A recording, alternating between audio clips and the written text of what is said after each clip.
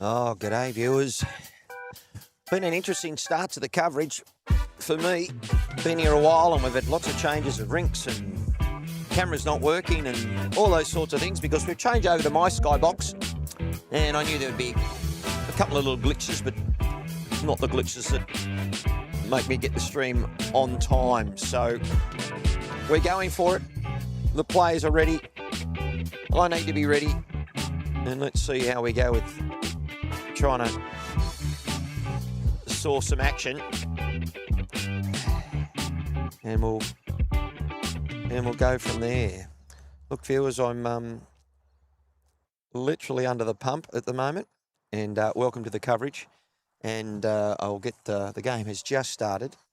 But I've just got to try and get my cameras talking to each other. And at the moment, we're not having a lot of success. But anyway, we'll do with what we've got.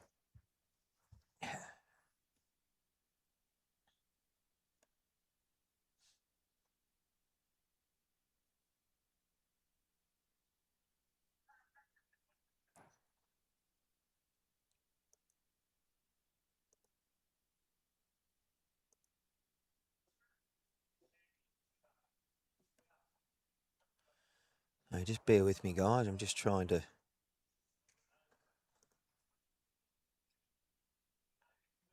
make sure that I can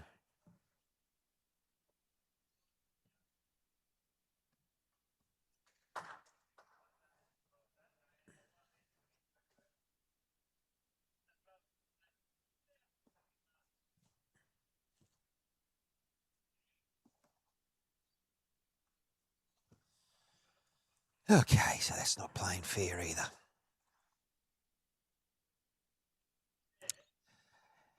I guess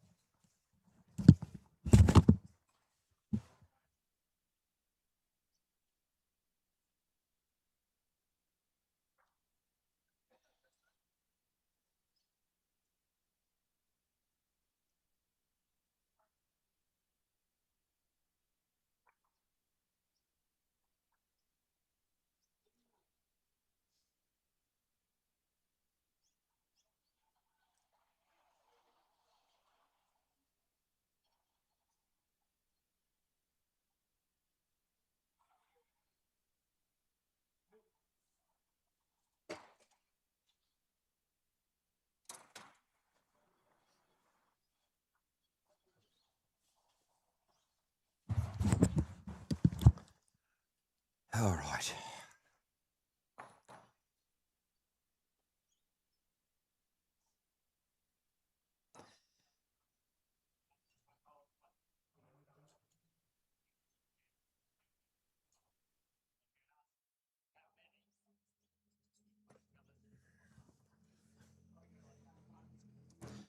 Yeah, no, I was fixing my cameras up, Michael. Everything was changed, so the cameras had to be done. and it then hurts me at my end. But that's okay. We'll get there. I'm just trying to fix up all the systems, and unfortunately, using Timmy's gear and not my gear, I'm having to now tune my stuff in, and that extra movement.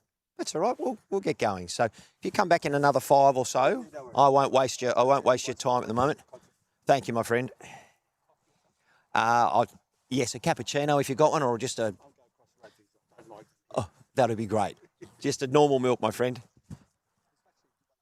All good. Thank you, Michael. Yeah, just plain milk.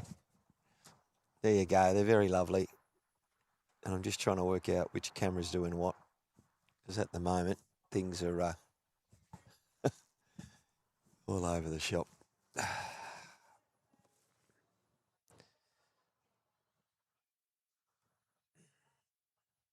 There we go. Apologies, guys. Your eyes are going to go because I've got to try and see what I'm doing.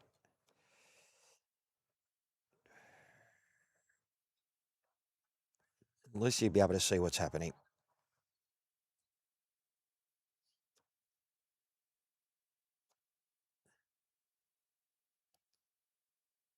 All right.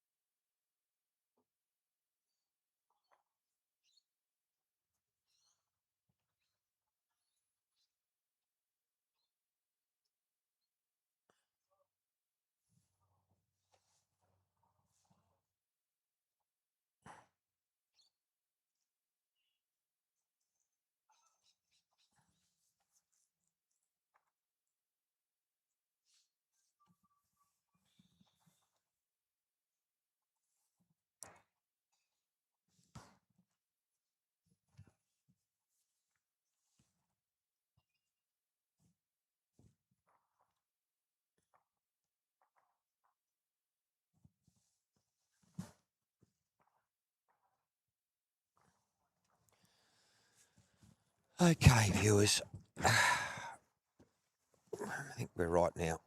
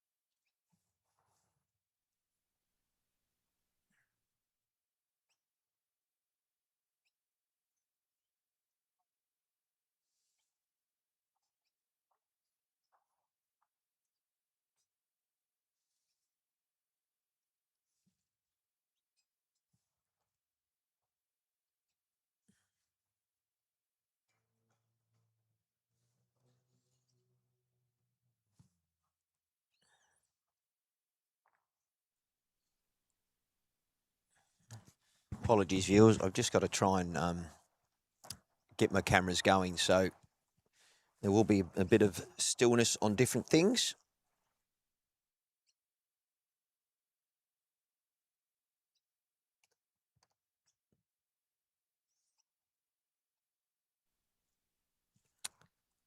And big learning curve this morning.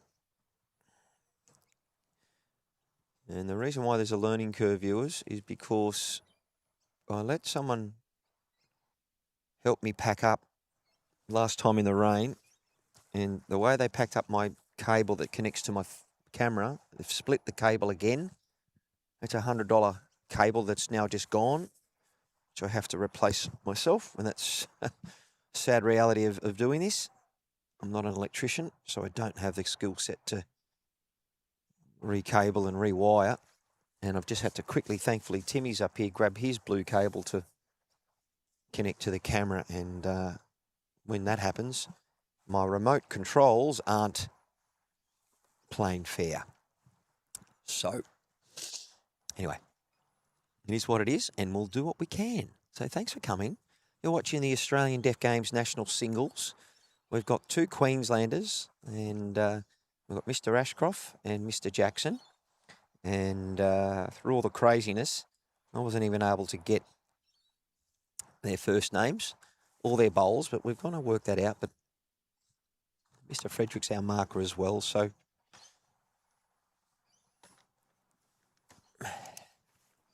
just enjoy the action and work out who's got what bowl and all those sorts of things.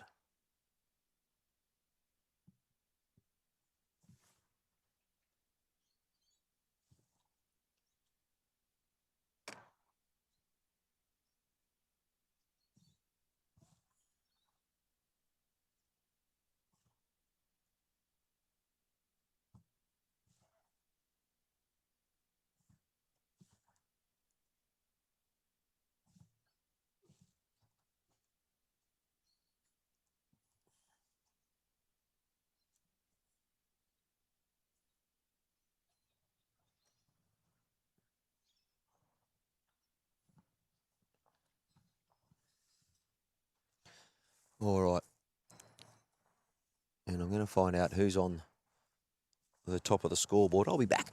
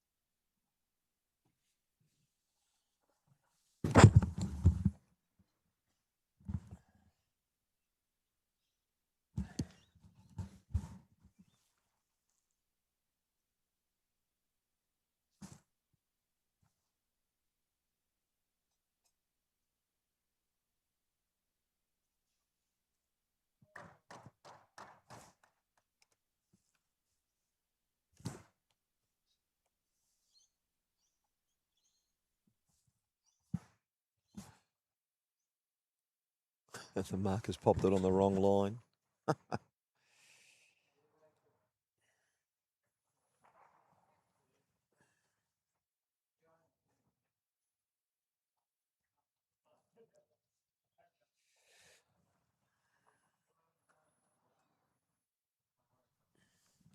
All right, folks, you're watching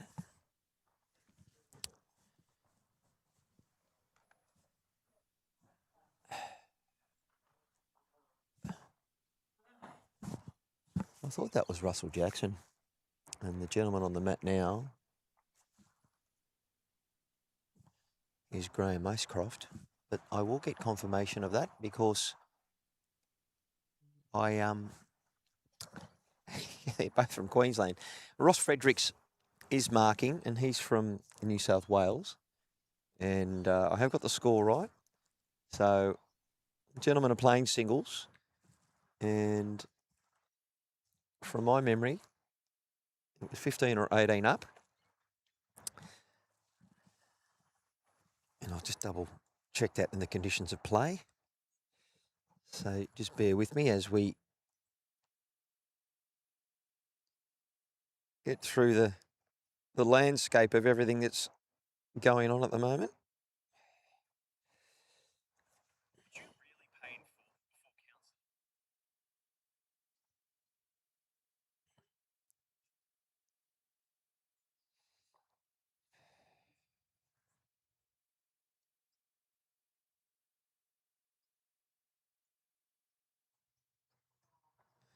18 shots up with a 1 hour.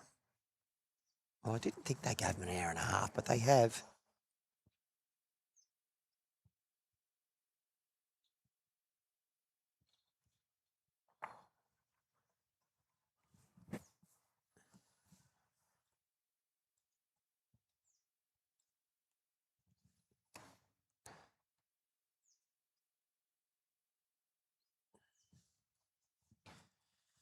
Okay, very good bowling here by the boys.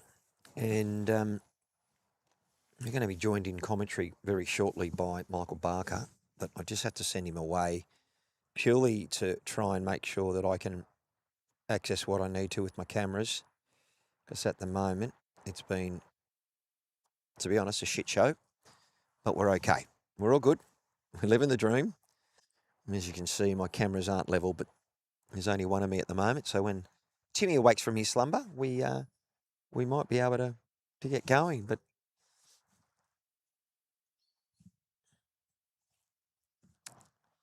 got some very good bowling here.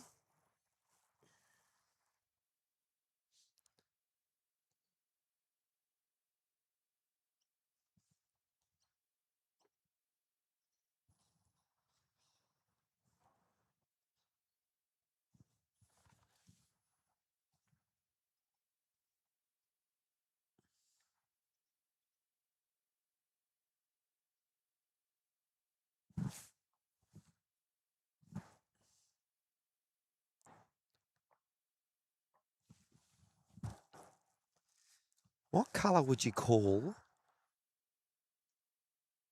Russell Jackson's bowls? I'm going to call those brown Optimas. And it was up and down for the shot. Welcome. Lots of people viewing, and thank you for coming on board and seeing what's happening. Ends are irrelevant. It's up, first 18 up. And we do actually have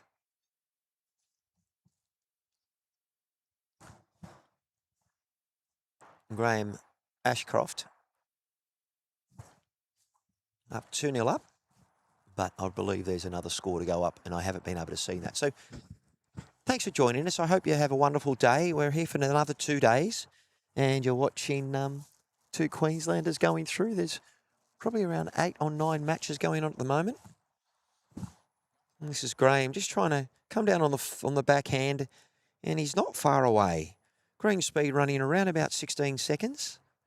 And is he going to get the gap? Wow. Had he got the trail, it would have been very significant.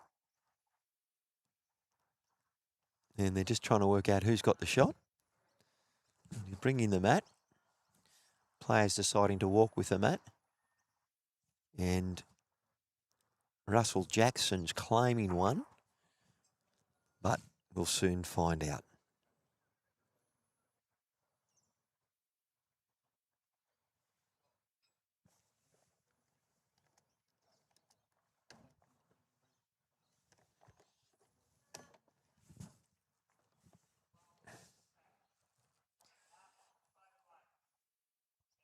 I wonder Russell Jackson, but I've just missed one end with the score.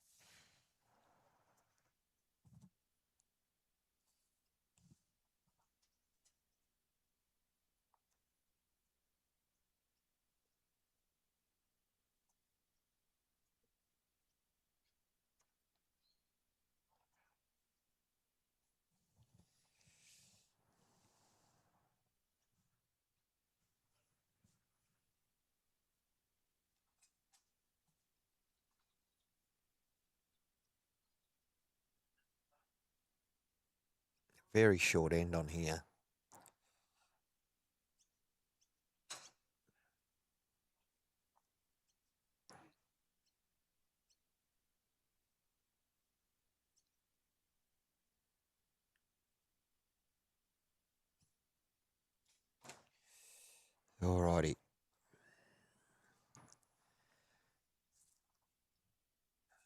as I thought.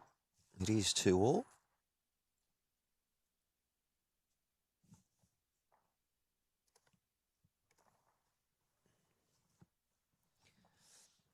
All right. I think the... oh, dear.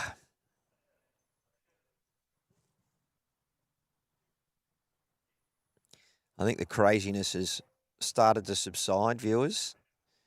And we might finally have a free day of Matt smiling.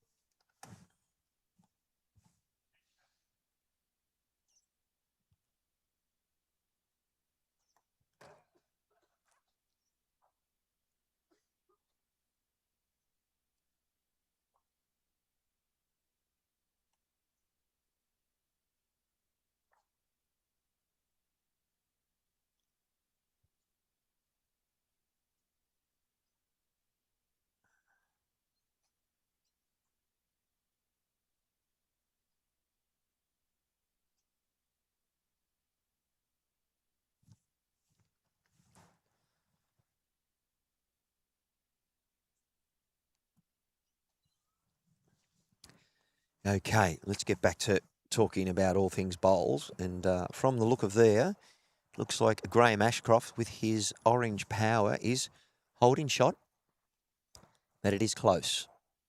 The gentlemen are playing a next to a near minimum length. And our marker, Ross Fredericks, has definitely just said, not too sure. And he's got the New South Wales colours on. And we talk about New South Wales tonight against the Queensland. I've got to be very quiet with when I'm talking about New South Wales v Queensland because it's, yeah, we're in Queensland territory. This is a good bowl coming in here. Look, the green speed is running through, and that bowl has run through, even though it looked like it was about to come and get shot. Once again, the gentlemen are playing a rather strong game of bowls, and yeah, it's changing often.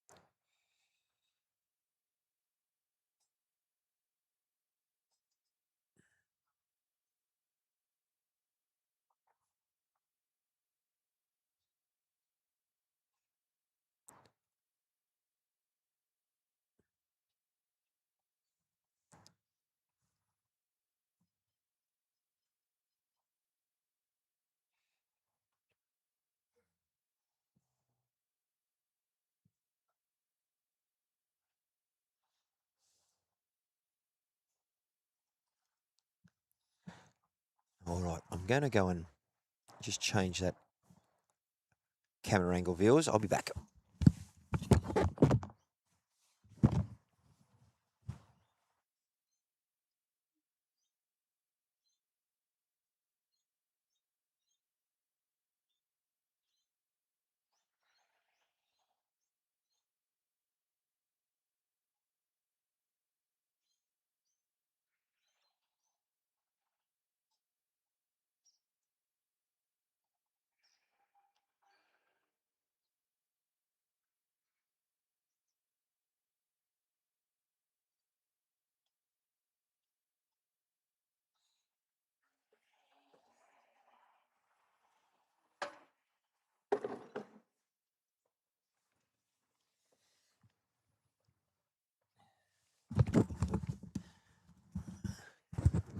That horizon's a bit better.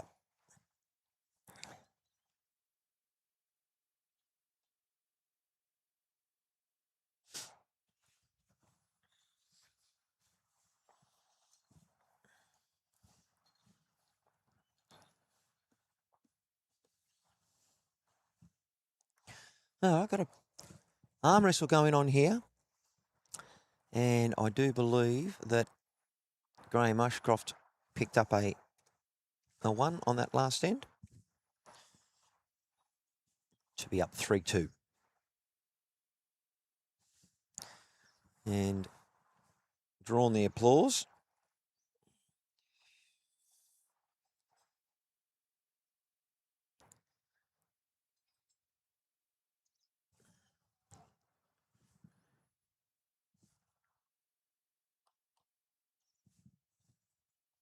Trying to see where that jack is.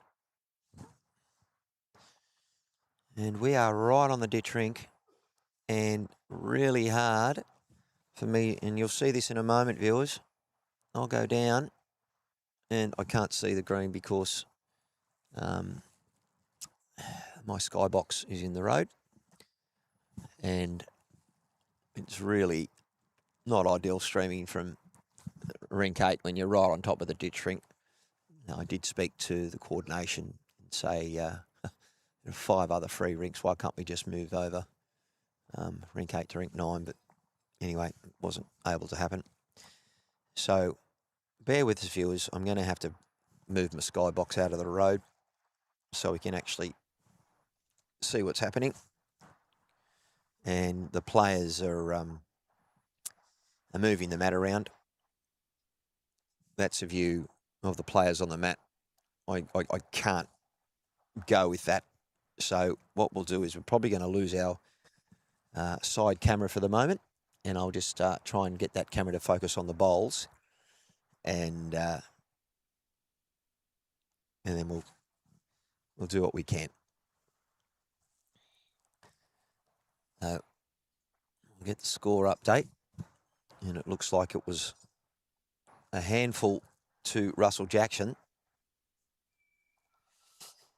He might have picked up a full count. I don't know if that's the correct score. Anyway, I'll go with what's going on. And we'll go from there.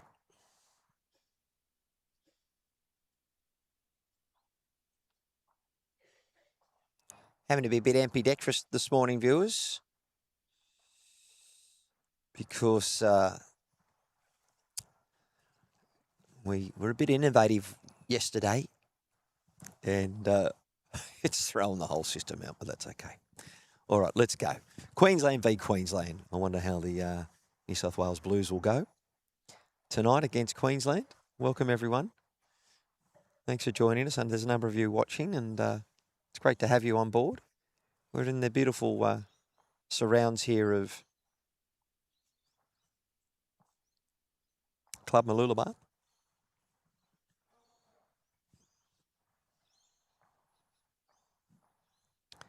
And Michael Barker's headed off to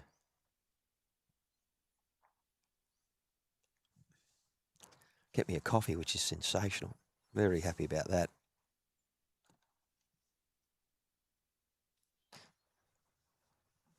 And we'll just juggle everything that we're doing at the moment. So Russell Jackson's got that brownie-looking bowl as it's coming up on the screen. This is Graham Ashcroft sending us on his way. And once again, a very close optic there to see who's got shot. Oh, look at you. Half court. I'll get you a coffee tomorrow. Pop those on, my friend.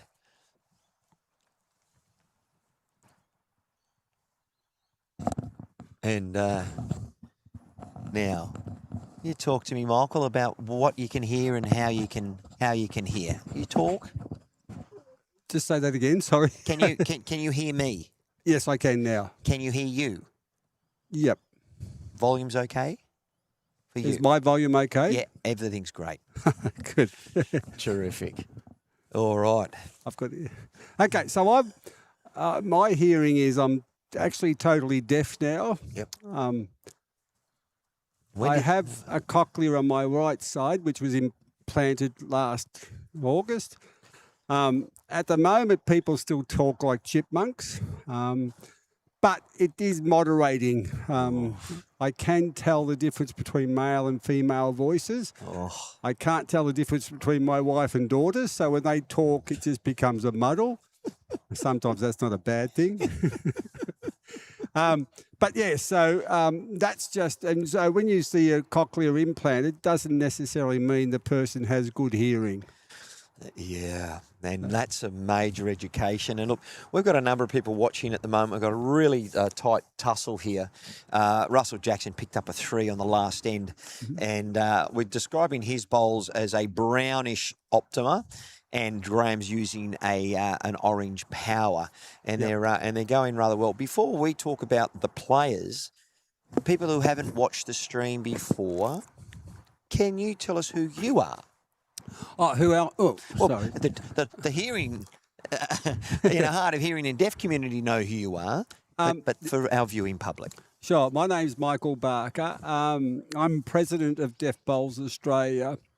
And in my roles also with Deaf Bowls, I'm also the secretary of International Deaf Bowls Federation, which was started something like 40 or so years ago.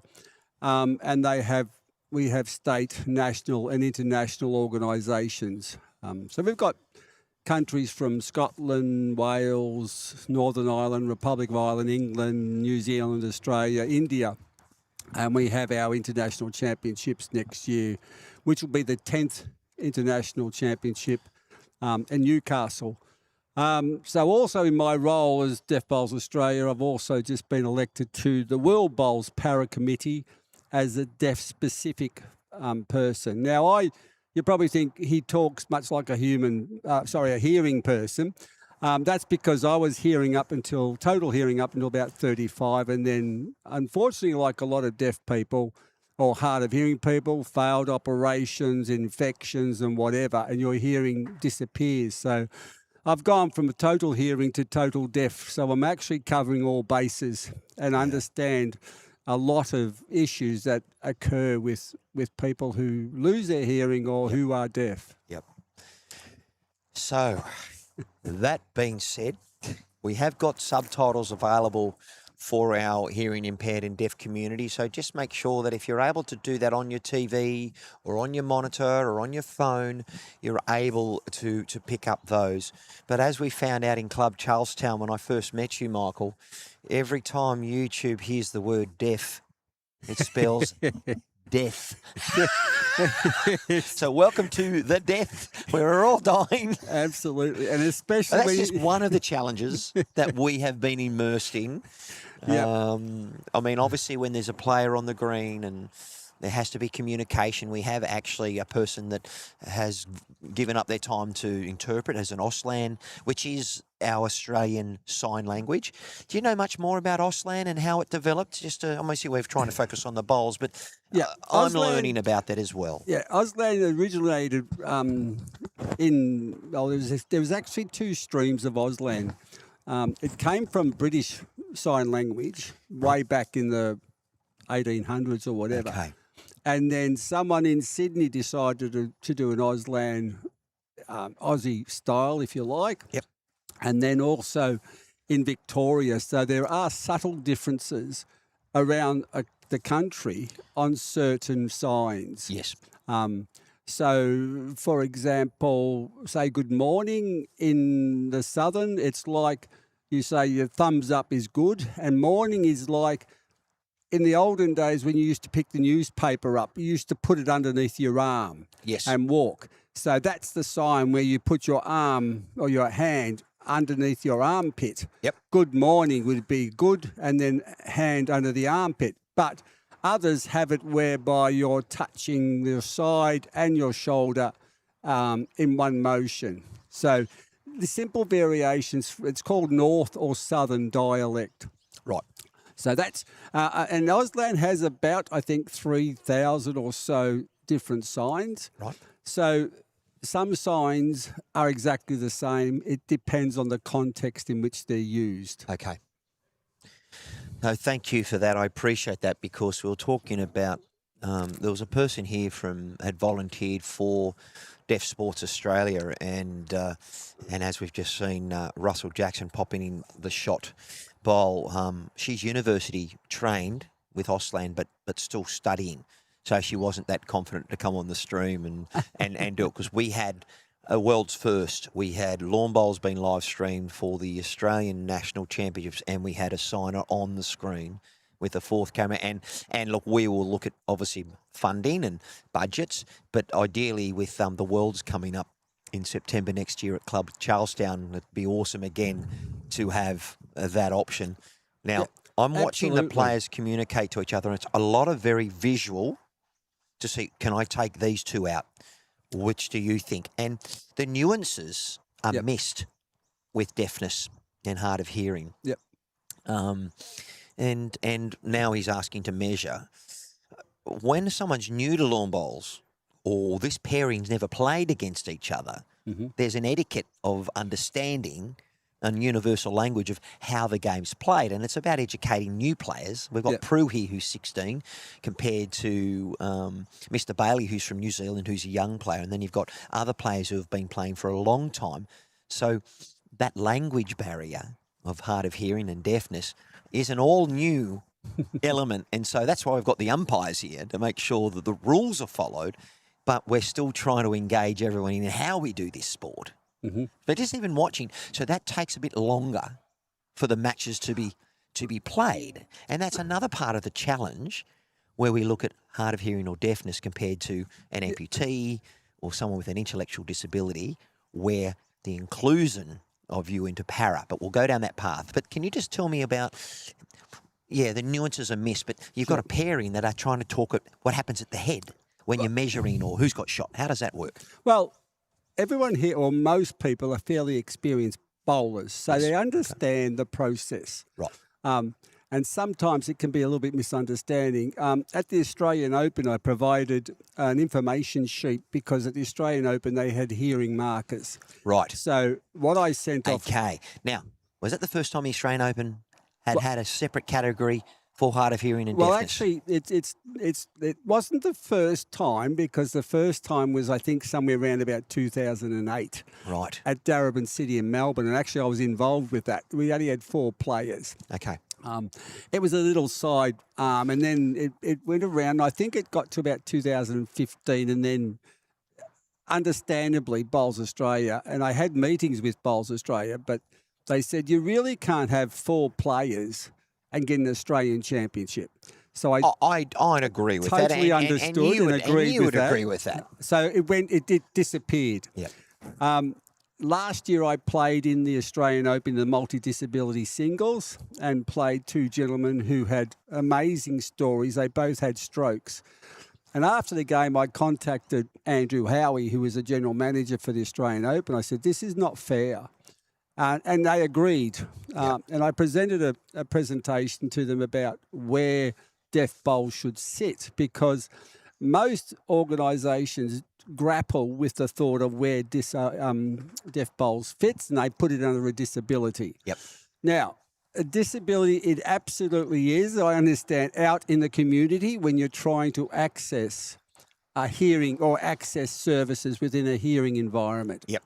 You're absolutely disabled and you need interpreters. Yep. And there's thousands of stories where that occur. But on the bowling green, when you look specifically at the classification system of deaf bowls, it is not a disability on the green. And that's the thing that I found out. It's about the wording and around, okay, so we need to be inclusive, but we need to be fair and equitable. And that's where you are coming in very well, again, on how that looks. And I take my hat off to you, my friend. You guys, and between the rest of the team, you're doing an amazing thing, and I'm glad to be part of it because I love your community. Tim, who's been with us, helping us out for the last 4 days, he's hooked. And the reason why, because Tim likes a bit of a beverage, and I know that the deaf community, they like to party too. And as you mentioned, goodbyes in deafness community take forever. Exactly. So Tim's loving that.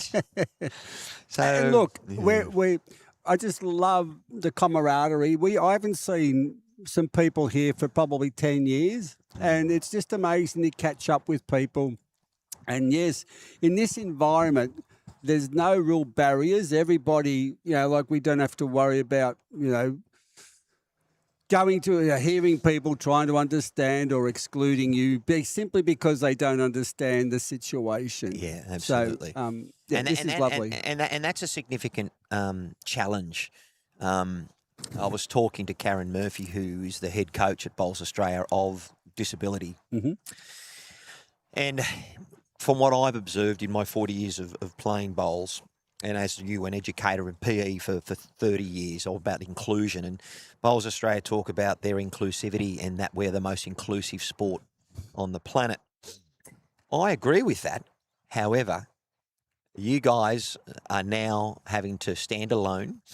If you've got you're in a chair, or you've got amputation, or you're blind, or sight challenged, or hard of sight. I don't think they call it that.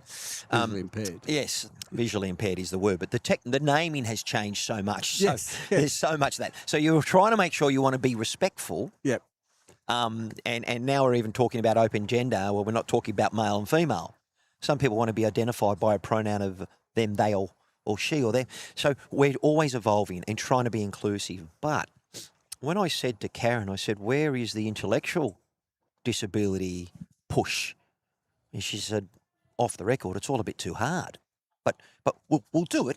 But, Damien in the chair, he's always the face of wheelchair sort of people playing sport. I couldn't tell you who the people who are visually impaired because I haven't gone down that way. But I couldn't name one intellectual person that has been part of the James Reynolds.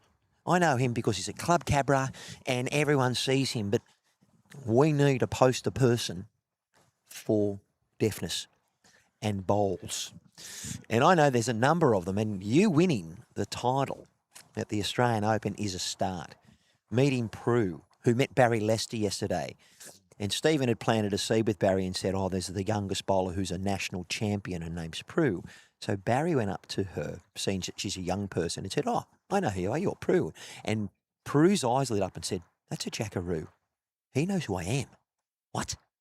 Hey, and not an idol, but oh my goodness. And the joy that she smiled on her face, that not that she's playing bowls to be recognised, but that's the fight that we're in at the moment. Because we're up against other sports in our own sport that have that recognition. And you guys have your own category now.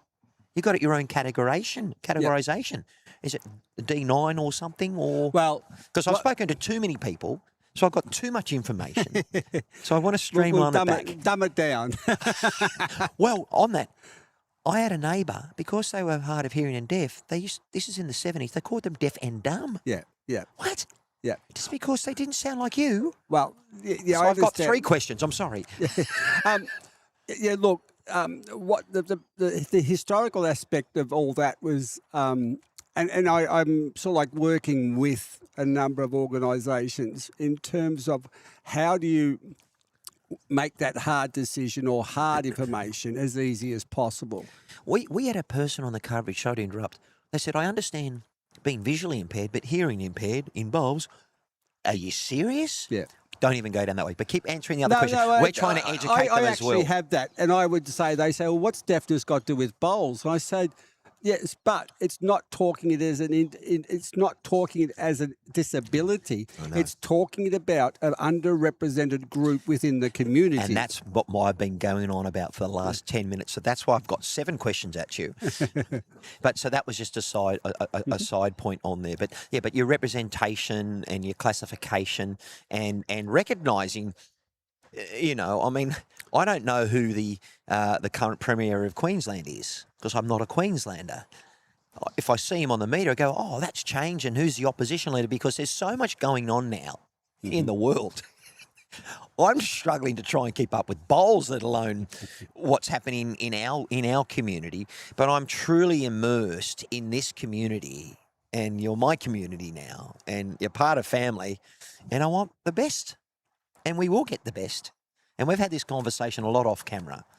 And it's a lot of people with a lot of energy and we're trying to just bring it back so it's a uniformed Absolutely. approach. And that's my role. And that's what I was getting to. Yeah. People, and it's not specific to country or state. It's actually international, because I've got people in England who are so enthusiastic and they want to go down this path. They want to go to ABC. I said, well, hang on, let's pull it back. Yeah.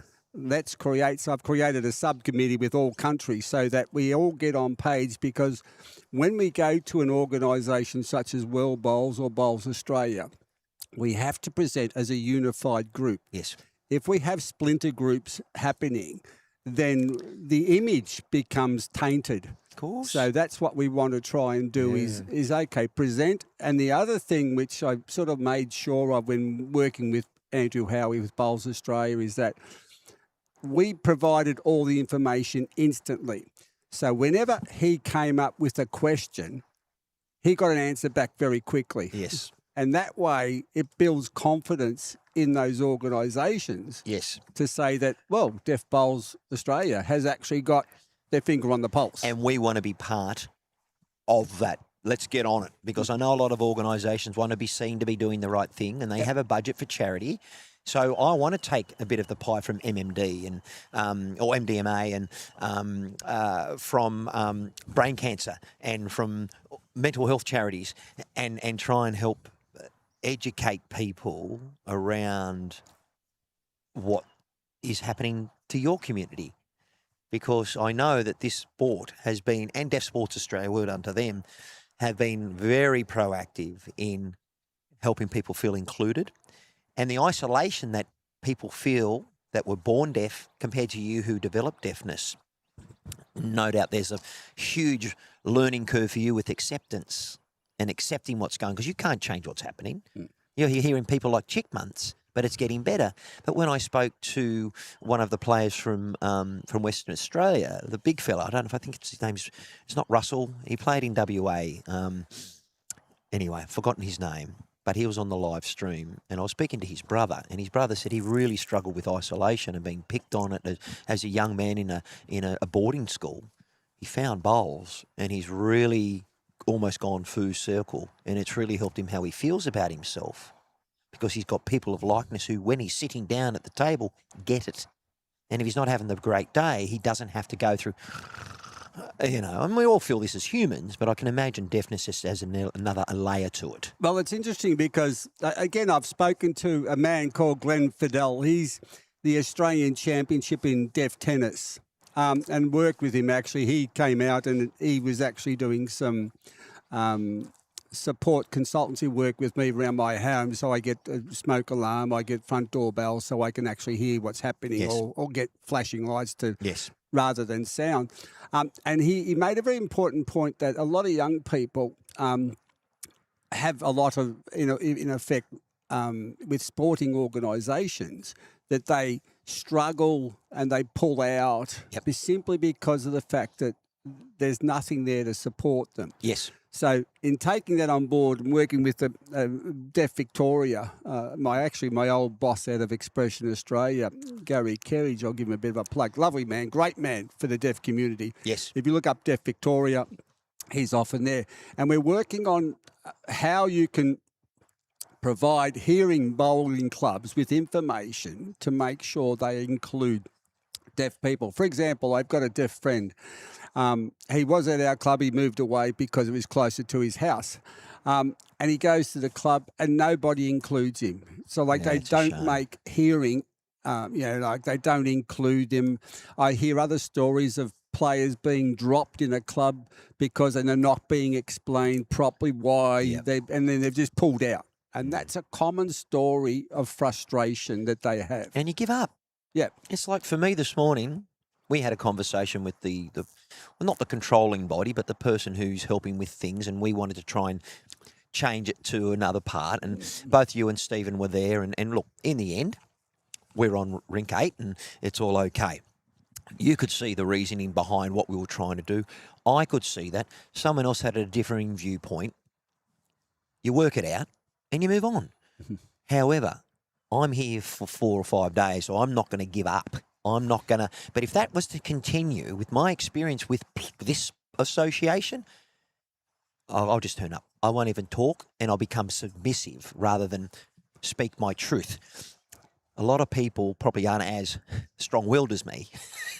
And I remember that Foxy had a discussion with our young Kiwi player who was just his mannerisms and perhaps the way that he was conducting himself on the green, it needed someone to talk with him in a way that had understanding. Not everyone's in the corner to help those, and a lot of people, we do fall through the cracks, sadly. And I just focus here. We have got Russell Jackson out to a 15-3 lead on Graham Ashcroft, if you see the score. Oh, right. Graham's not bowling poorly. Russell is just nailing it. And look, before we know it, this game's going to be over because we're playing to 18, I believe, or 18. a time limit, whichever comes first, an hour and a half. But look, the quality of bowls, he's only a mat length away, the poor fella, Graham. Coming back to that question, but do you know much about Graham Ashcroft just as a player? Actually, I played Graham in the Australian Open in our sectional play. So, yeah. Look at the head. Competent player. Yep. Russell's going to be playing for Australia.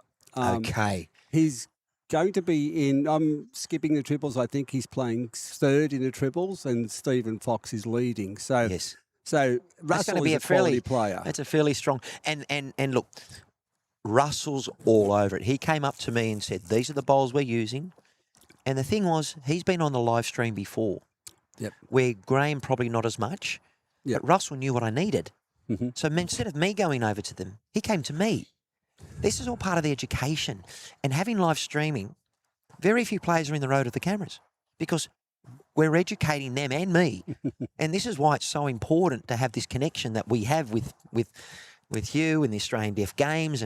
And I know, Michael, you are a very passionate man and you're a very good bowler and you are representing this community superbly. Well, it's interesting. Like it's an observation. Like you've been bitten by deaf bowls and you've come on board. Bitten.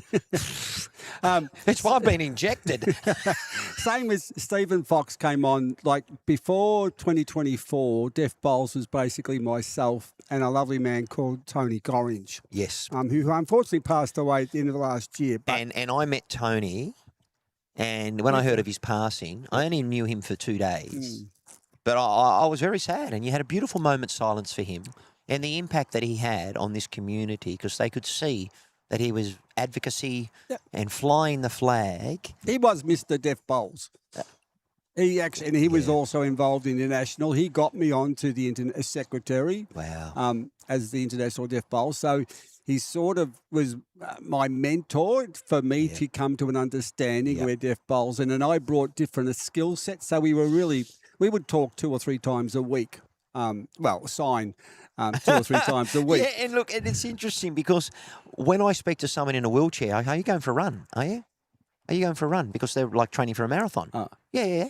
Well, I'm actually pushing my chair, but you're going for a run because that's what they're doing if they could. But you're having a conversation. Well, we're signing, or I get you. Yep. But you've got to make it's interesting. You've got to mention that. And just before you come back,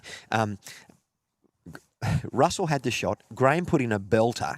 And then Russell then took it away. And look at this. That's just... And it's like, you know what? When Graham woke up this morning, he's gone, damn, I'm playing Russell. And that's bowls. If he had been an inch, and that's just bowls. If he had been an inch, he would have picked it up and made 2. He's 1 down. Yeah. And that's just, that's what happened in bowls. Some days you get out of bed, they're going to be diamonds, and some days they're going to be stones. So, look, we better be just respectful to the match for one moment because I could talk to you all day about everything. Russell is with 1 shot, 18 up, and he is currently holding game. So I know that Graham's aware of that. So when you're rolling up, you can't simulate this pressure. He's got his 3rd bowl. He needs to get shot now or he is facing of going straight out. Look, he's got to 3, but he would have liked to have got to double figures at least. But Russell has not allowed him at all. And Russell's using Optimas and Graham's using... but have you been a part of a match where you're just totally outplayed? That's what happens. Yeah. Some days you can walk out and put it between your legs and you'll get shot. Yeah, but look at this. Some days you... Okay, so the thing is, he's given him a chance to trail. Look, ladies and gentlemen, this could be the final game of our first round. And look, this may get back. He's in the area. Come on, Graham. Hang on. Get down. We want you to play again. He needs a friendly rub. And he's pushed. Whoa. I don't know. I don't know. We don't know. Who's got shot? And on a perfect day, it would be shot. Oh, come on. Come on. Has he? I don't know. Has he? I can tell you, Ross Fredericks, he's not going to make the call. I think he's down. Come on. No. I think it's it. Nah, Nah, that's it. he's taken it away. One, On a better day. that is it. He's not sure. Done. 18. 8. Finish. There you go. Well, look, viewers, that was... What did you signal to them to say finish? What was... Okay, thumbs up. 2 thumbs and shake them. That's finish. Okay, all right.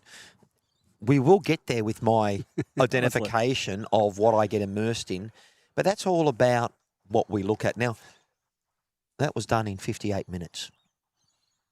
So we're going to be able to talk to you a bit longer. Sure. But what I will do is we've still got a constant stream until lunch. So we've got 3 matches to broadcast, and we'll be going through, and they can't hear me as I'm thanking them for their time. Paul Graham will probably be going, oh no. Sorry? Oh, Paul Graham might be saying in his own head, I'm trying to be him. Oh no, I was on the live stream and I got to 3. But when you speak with him, unless he's, because they've all got to have their hearing out or cochlear out, right? The implants out. When you speak with him, because I haven't got an interpreter, just say, you were outplayed, but you played well. Because he did. Russell was on fire. So whoever's got to play Russell, good luck. Yeah. It was interesting. Stephen Fox said, I won't be needing to bring my bowls on Thursday. Because he said, I'm in the pool of death. And I said, play the shirt, not the name. Well, it's interesting because I had a look at the draw and it's a quality field. If you have a look, I'm in the second half of it and there's just quality players all over the place, which is good to see. Yes. And you have to play well to win. And that's how it should be. Yeah. There shouldn't be sort of like, you know, sometimes some tournaments you get a really hard run and sometimes you might get a sort of softer run, but that's just bowls and stuff. Yes. And then, like yesterday, we played a team that I think may have lost in one game and we beat them. And like they've been playing really well and we got out and played well and that's bowls. Yes. We all know. We've all been there. We've all had shocker days. Yes. And, like you give the shot away or they, do wick in and get a shot. Well, that's just happens. Yeah. Well, it looks like that there was another game on this green and that's also finished. So there was another match. There were 2 matches on this green, wasn't there? Yes. So another match is gone. What I might get you to do is I've got my folder here. Yep. If you could go around and just tell me rink Scores. and just scores, because when you could do that for me, Sure. I don't need to know. There's no ends. It's just scores. Yep. So whether you put down the player's name and state, that would be more helpful.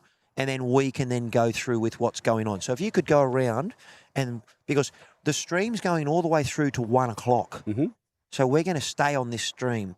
So if we can then update the scores, I'll be able to put those into a bit of a tab. Yep. Sound okay? Will do. All right, my friend, and I will get to fixing everything else that I need to amend and go from there. Well, there you go, viewers.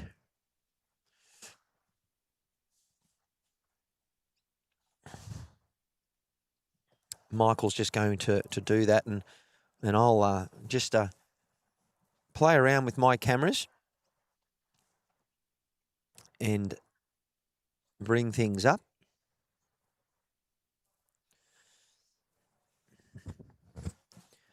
And thank you for joining us again, and I'll pop in the chat that we are going to get scores from around the ground.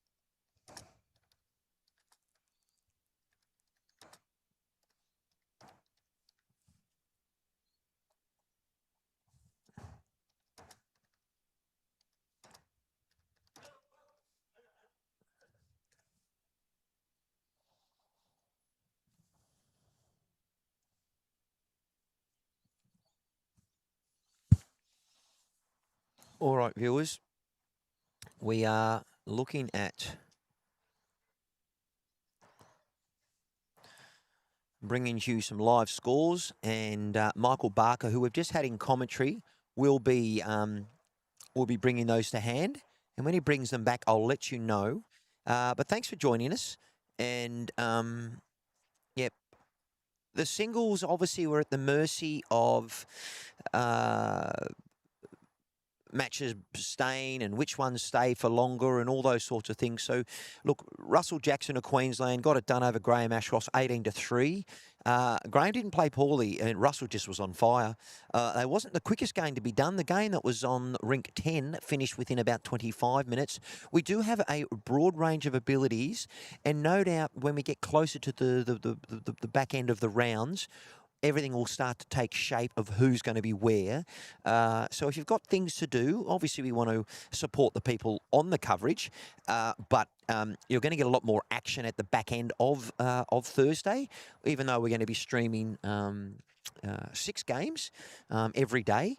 And we're here till quite late, and then hopefully I'll be able to get on before the kickoff for the State of Origin tonight. And, I think I'm just wasting my time watching the game tonight because, for the Blues to get up here at Suncorp, it's going to be extremely challenging. But you know what? If Laurie Daly is going to save his job, they need to win. Apparently on all the media fronts that the players are going to play for Laurie and themselves and all those sorts of things. But we'll soon find out. Listen, I will change the score when we get through to... We've got 23 minutes left of this match, and then there'll be a 15-minute delay, and the next match will start at 10:45, as I have mentioned in the coverage, and I'll let you know who that is when I get that come to hand. So I'll just... I won't mute the sound because you want to hear the ambient noise, but I will turn myself down. We'll talk to you soon.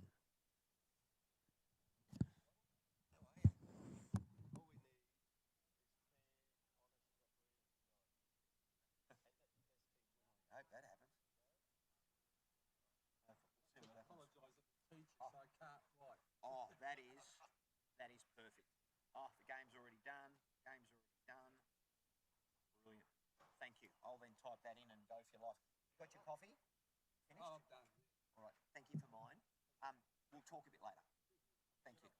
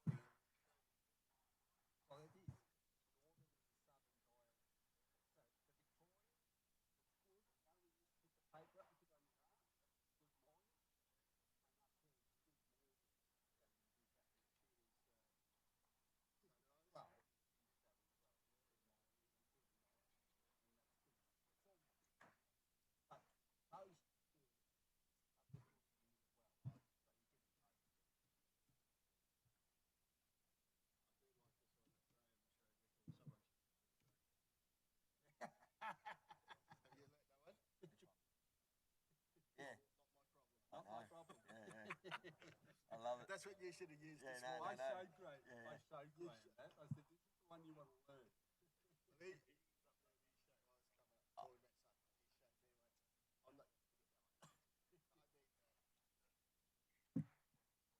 I did want to use that one this morning with the person I had to describe to why I perhaps wanted to put on rink 9.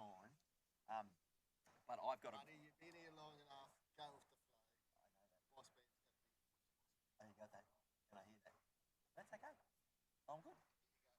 But I feel better that at least I've spoken my truth. In a respectful way. I didn't go, not my problem. But that was what it was. That's okay. everyone's got their reasons at the end of the day, and then you go, okay. And that's fine. It's just that I have to move this back a bit because that lid is in the way of me trying to find them on the mat. Would have been good. When they bring the mat up, I can't see them. We should have unbolted this. See? Then you could have moved it all back and put something here, and you could have had that table back. And I've had to put this here because my back was almost full. Oh, horrendous. My lower back was just, and I've got a lower back issue. When I caught up, it's like, oh my God. So is that pushing you forward too much now? No. Well, no, it's all good because I've got my heels down, and I'm okay with that. I'd rather have that on my core switch on because when I stand up, Oh, yeah. I was feeling like I was 78 instead of 56.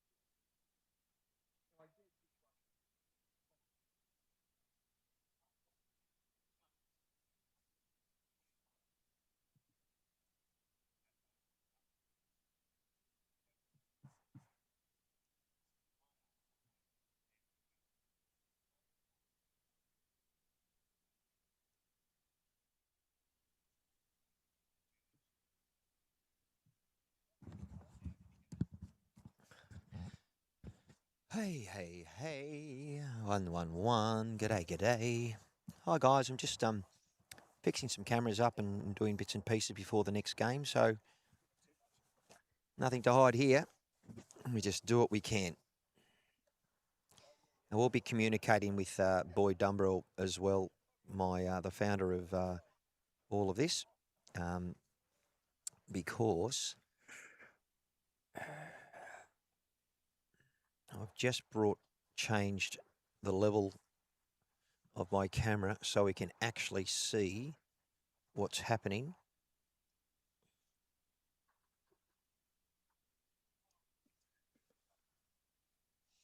Apologise, if you've seen the screen and you're thinking, what is he doing?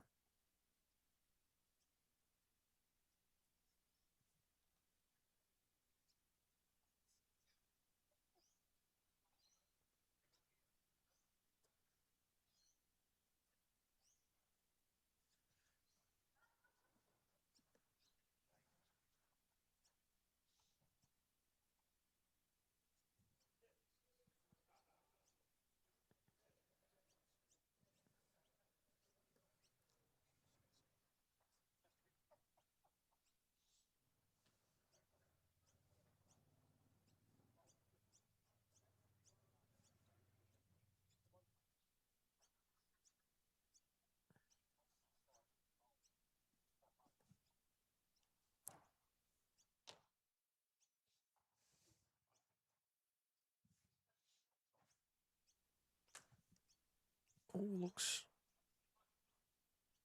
reasonably good.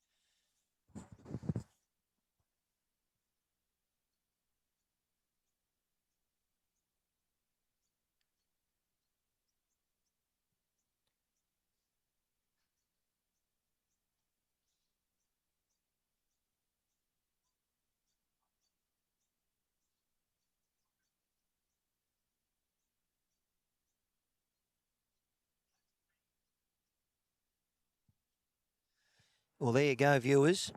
We've actually got some of the live scores there with the names. So, Team Victoria, this was just brought to you from Michael Barker, who was in commentary. And if you are following any loved ones out there and you're on the stream, we will try and bring you these because I do know that the results aren't on Bowls Link.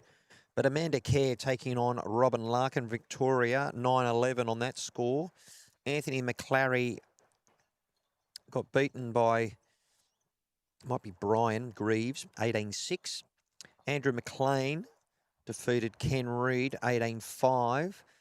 Battle of across the ditch. John Lavelle, New Zealand, is up 15-9 over Greg Ratford. And between WA, Adam Barnes, 10 over Clint Overton, 7 from Victoria.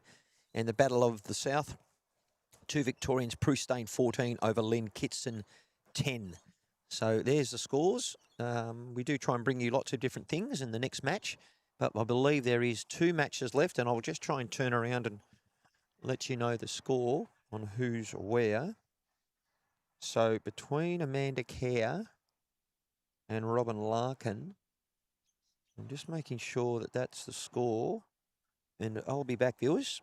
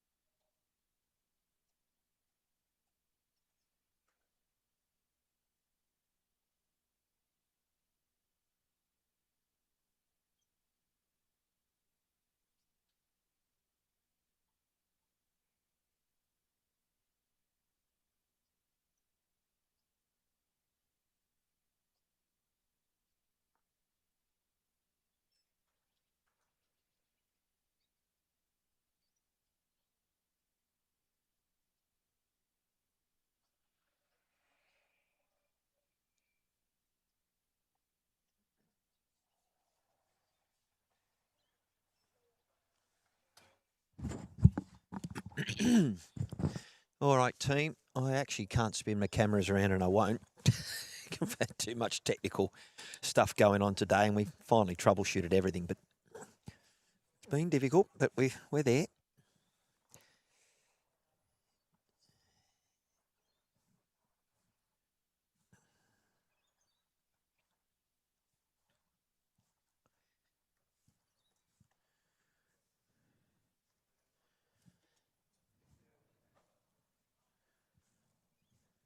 Got 2 matches remaining, and the rest have been decided. So I'm just trying to find out a very close match between Overton and Barnes with a lead change there.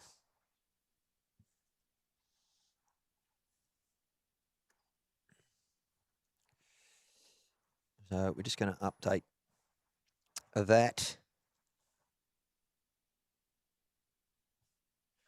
Let's see. Amanda Kerr with 6 minutes to go is up 14-11. And There has been, and I'll just change this up.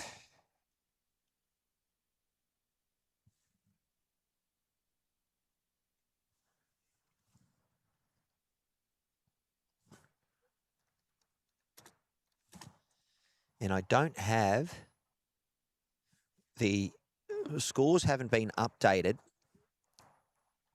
by the markers.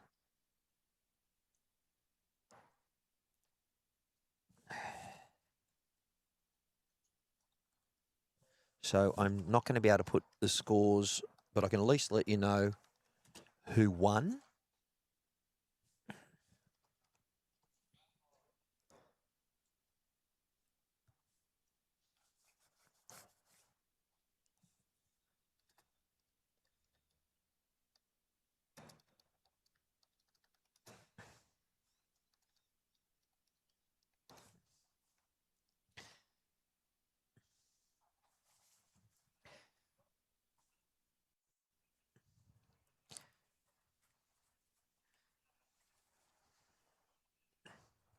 So maybe you're watching your club mates and what's happening there.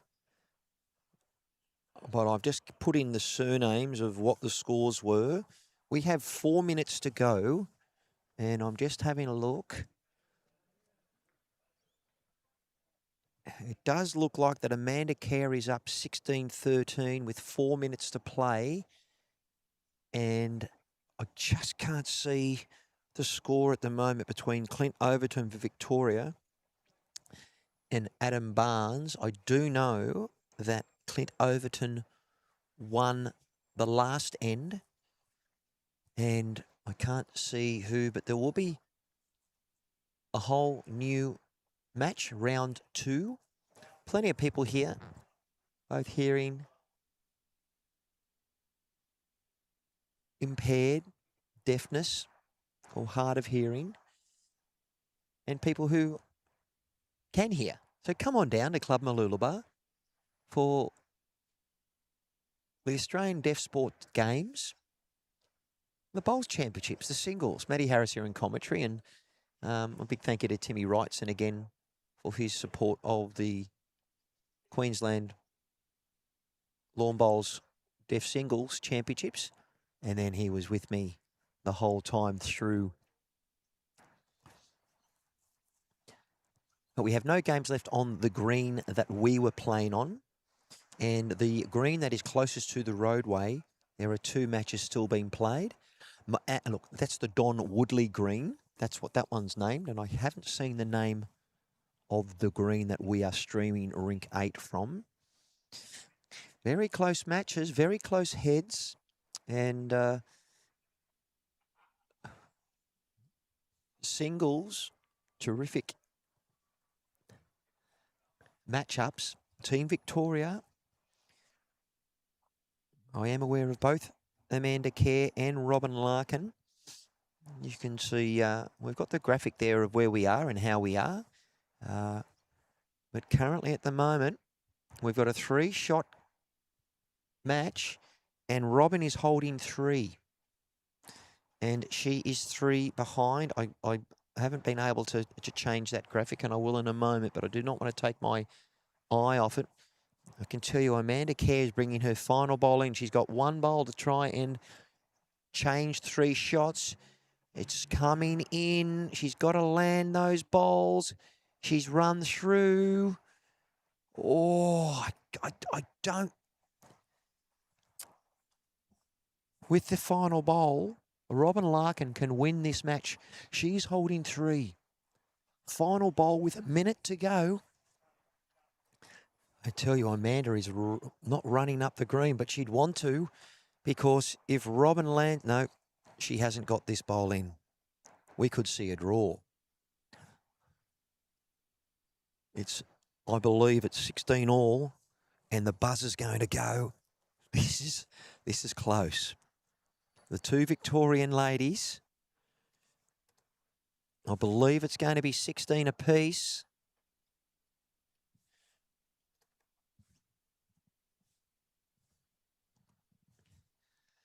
Oh, they've got a minute to measure.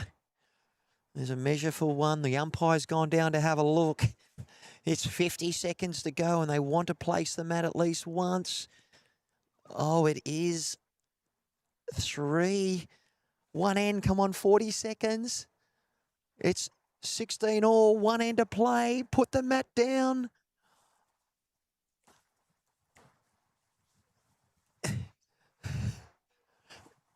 Keep going. And they're going to get the end in. With 20 seconds to play, the umpire's watching, and they're going to get it done. Oh, I wish I could spin the camera around. Oh, it is 16 all. Team Victoria. Oh, wow.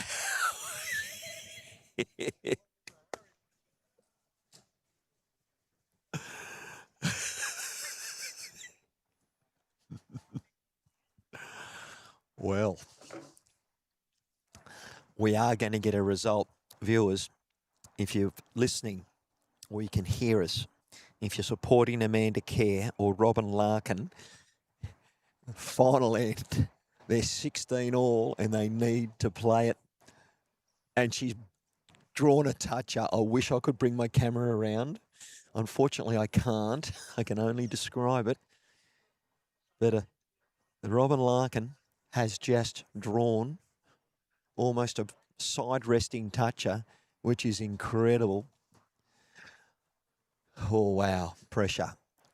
It looks also like it's extremely close between Clint Overton and Adam Barnes. And they've only got 2 bowls to go. Clint Overton from Victoria with his final attempt. I believe he's holding 2, but Adam Barnes has final say. Well, watching this, Robin Larkin has just gone bang, bang and drawn 2 beautiful bowls, but she's framed it up in the pressure. Amanda Kerr, she is a powerlifter and won 3 national medals. She is part of the national team. She's using the XGs, which you can't see, and she's trying to search for it. Close. Alrighty. I wish I was able to have the camera on this green, but I can't at the moment. Robin Larkin with the 3rd of her 4th attempt. She's holding 2. Holding match. Yes, this is sectional play. And she has drawn 3 bowls, if I was on the radio, within 15 centimetres, maybe even 10. And Amanda has sprayed all of her bowls. She's trying to reach. She's missed her line. Wow. So what does Robin Larkin do? She possibly can't want to put another one in there, because I can tell you Amanda will hopefully run at this. She has the 3 best back bowls. Has Robin covered? Robin has gone to try and cover the 3 bowls that Amanda has put down. She has got the best back bowl, so if the end gets killed, Robin Larkin wins. Amanda Kerr, final bowl. She's gone firm at it, and she's sprayed it, and that is a win. Congratulations. Well done. What a game. Oh, there's cuddling. Wow, that was impressive. Oh, well done. Oh. Amanda Kerr led the whole way, and Robin Larkin has gone over the top of her. Oh, no. I think we've got an umpire measure. And I think it's 14-15. Oh, between Clint Overton and Adam Barnes. The umpire's being called. And I believe I'll get over there and I'll be back. We'll see who wins.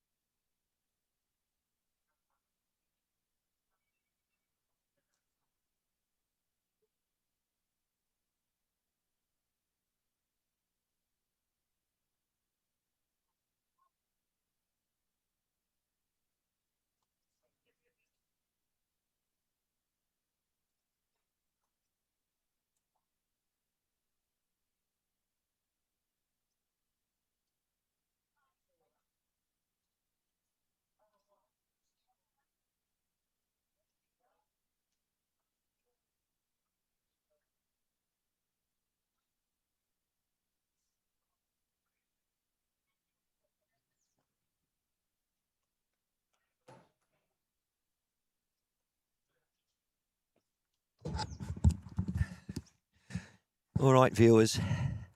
I do believe that Clint Overton, who started behind Adam, will win that match. They're putting a measure out, but I doubt he's going to get 3. They've got the laser measures on at the moment. The current score is 14-11 to Team Victoria, which is Clint Overton. And it's a bit like we're on the radio at the moment because I don't have the vision because I'm on the other green. And I don't know the name of this green, but they're currently playing at the moment on the Don Woodley green, with the players just going through some rolling up at the moment. And the interpreter for the signing is also on the green because the umpires aren't hard of hearing. The umpires are actually like you and me, or most of us. I don't like to use the word normal. They just don't have the hard of hearing or deafness. So the interpreter is making sure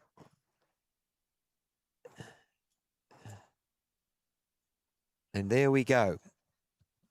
Overton getting the win. And we'll just change some things up and then we'll bring you the next match.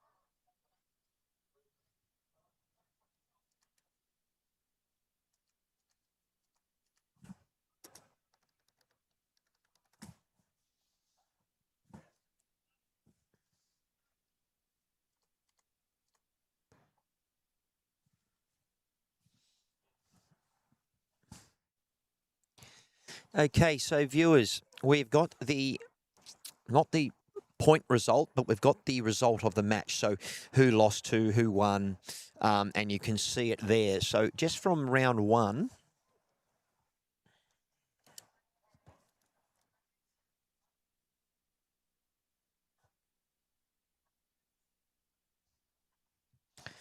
we had Robin Larkin of Victoria getting the job done over Amanda Kerr from Victoria. I just don't have all of the states represented. Brian Greaves got it done over Anthony McClary. Andrew McLean got it done over Ken Reid. John Lavelle from New Zealand beat Greg Ratford from ACT. Clint Overton got it over Adam Barnes from Western Australia, well under the Victorian. And between the Battle of the South of New South Wales, we had the Victorians, Prue Staines getting the job done over Lynn Kitson. So that's round 1. We're now looking at round 2, and we will be bringing all of that to you and more.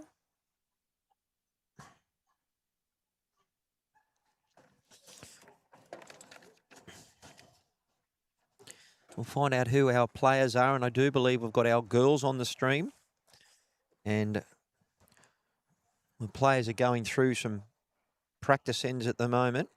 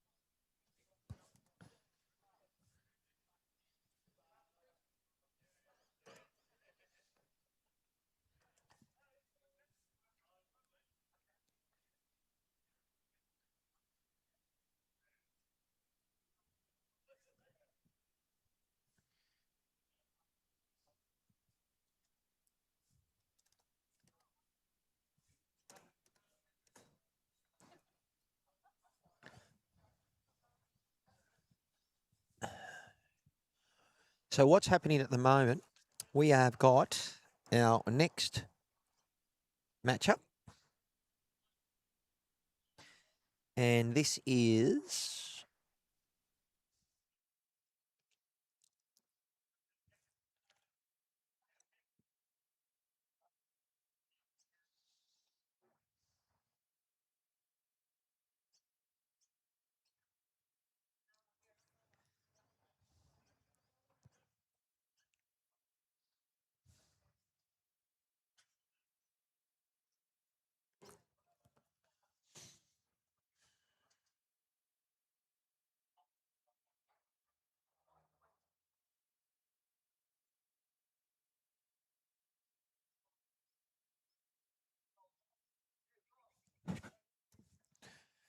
alrighty.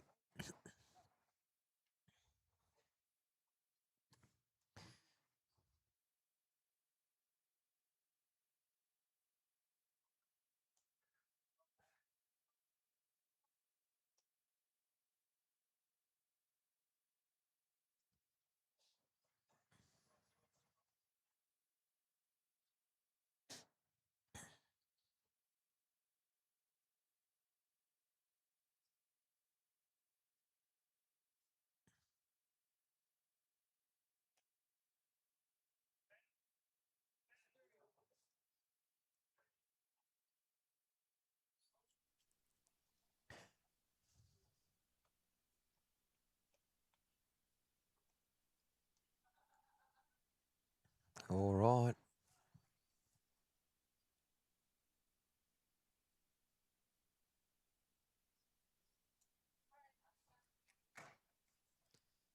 We won't be far away, viewers.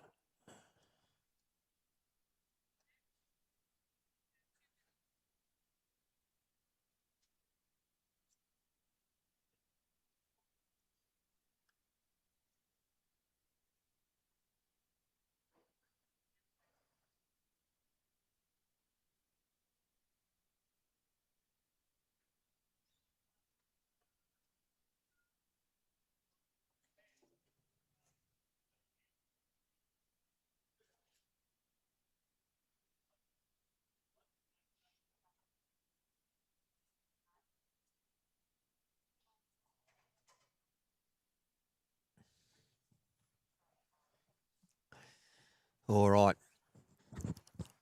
Great to hear Billy Baxter in the house, and we are almost ready for play to start.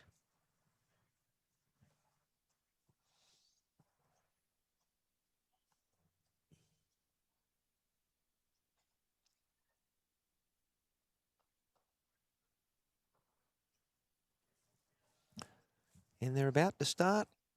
10:15. And the matchup that we have here is between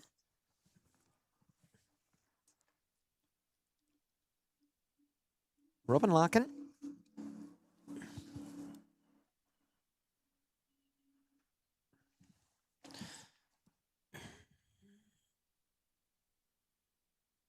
from Victoria and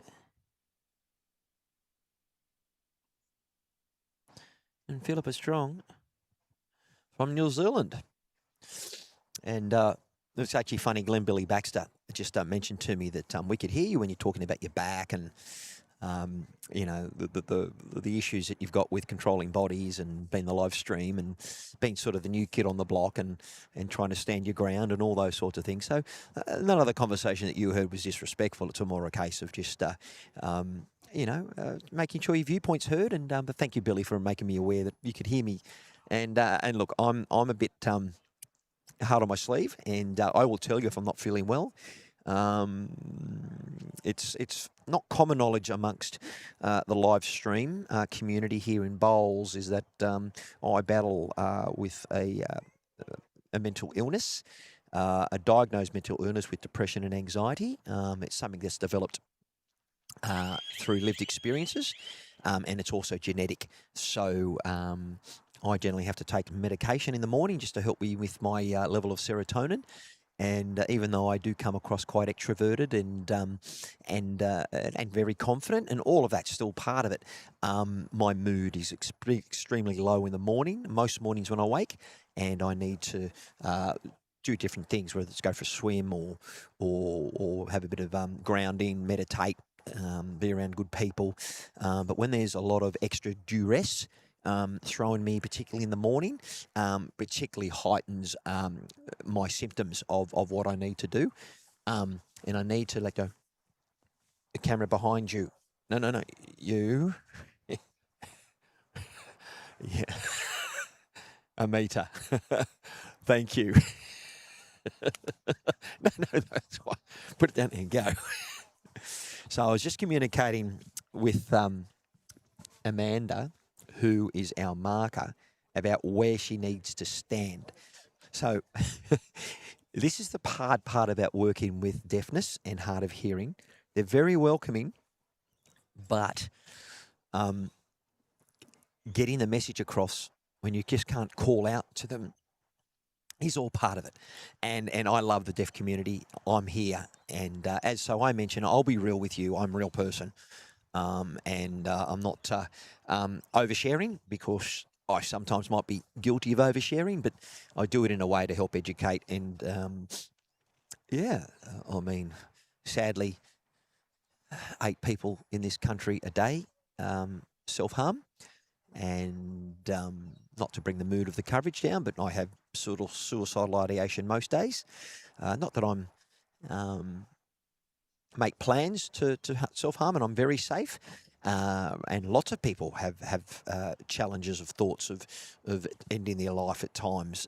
It just doesn't mean you're going to act on it. But 8 people do. 100 people try and take their life every day in this country, and I'm very much a big advocate. I actually work in a charity called Head Above Water, which is people supporting suicide prevention and education about mental fitness around swimming, particularly at ocean pools. So I make no apologies about publicly talking about that. I wear a head above water hat, which basically is the premise that I'm keeping my head above water every day.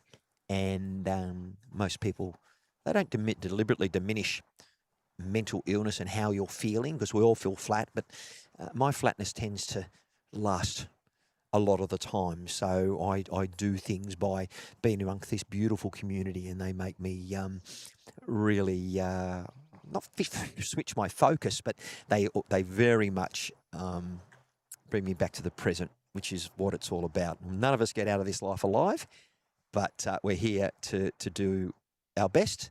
And we're not here for a long time, we're here for a good time. So, look, I do openly share that on most of my coverages, just to give people a sense of maybe connection.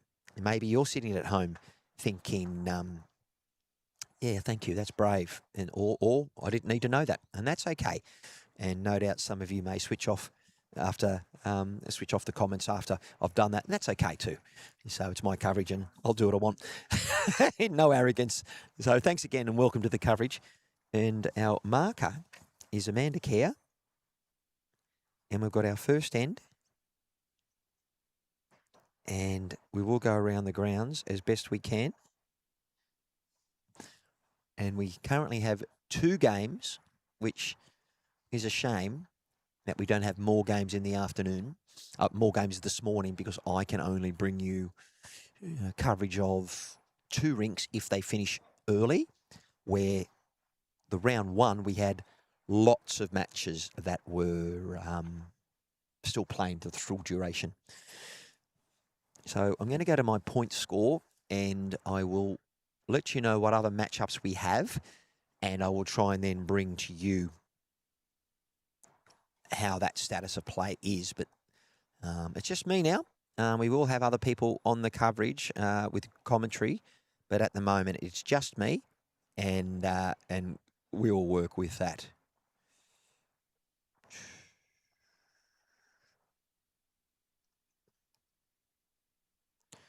There was actually supposed to be a 3rd game on this green, but actually a 4th game on this green, but there was a forfeit. So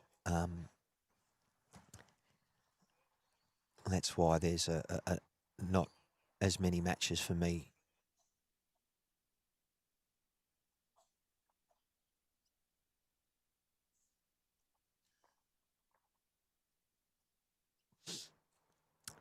So we're going to work out who's got what bowl.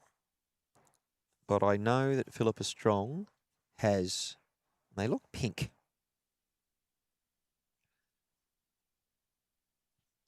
And Robin's got the black bowls. So it's a measure.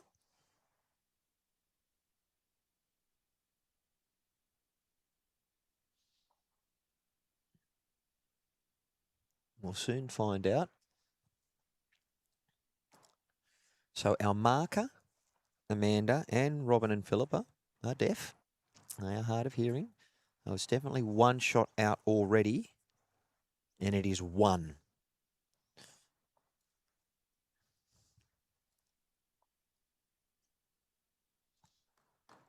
To Robin Larkin.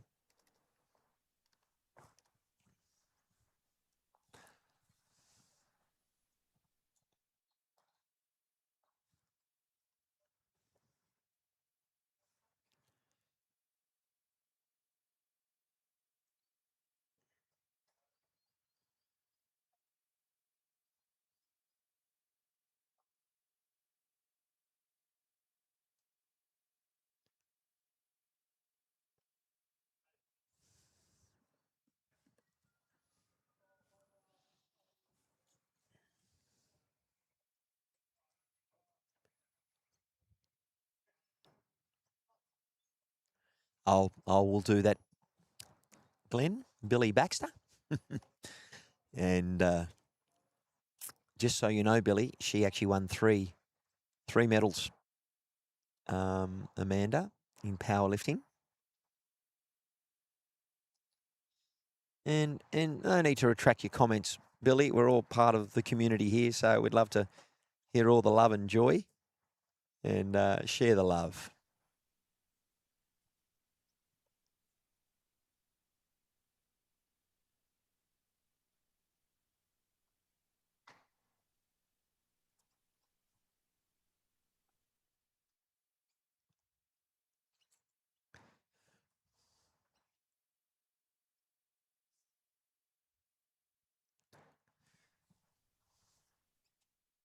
Now, that was going to be a good look of Robin Larkin on the mat, but as Tim found in the last 4 days, there's autofocus because of the different brightness is just challenged a little bit. But the girls had a really good start initially, and they've missed their line a little bit. But I've found in this coverage that we've done over the last couple of days is players are really struggling going back towards the club with finding their length.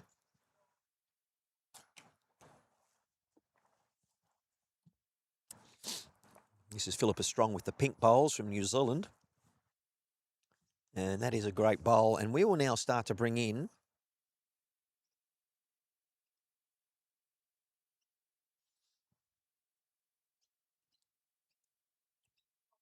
a good toucher.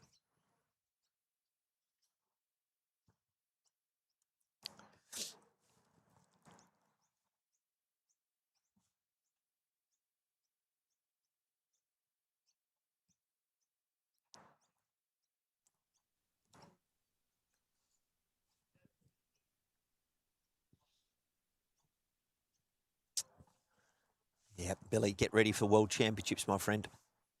We'll be there. Maybe Timmy will be coming along for broadcasting as well at Club Charlestown in September. Oh, lovely bowling, Philippa Strong. Just so you know, Philippa Strong, I believe, also may have won her game. I don't have access to the scores from round one, but we'll let you know where the sectional play is, and I'll get up between the gap between the game. This match started at 10:15. It'll go through 11:45 with the final match starting at midday, and we'll go all the way through to 1:30. What a bowl. Well done. And what we like to do, we got Mr. Frog. That's for you, Foxy. From 2 down to 1 up with a cracker. And the beautiful thing about singles viewers is they're 4 bowls each, and all it takes is 1 bowl. And look at this, Philippa Strong finding her line. She cranks it, hits it, and what a terrific bowl to take the shot back.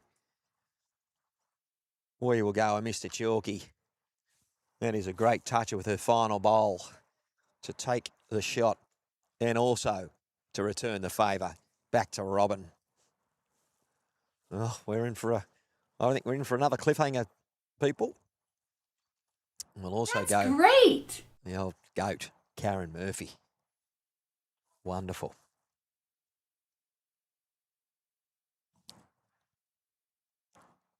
And it's a 1. So both ladies are off on the scoreboard. The first mission, playing bowls, is to... Oh, it's 2. There we go. 2-1, Team New Zealand over Team Victoria.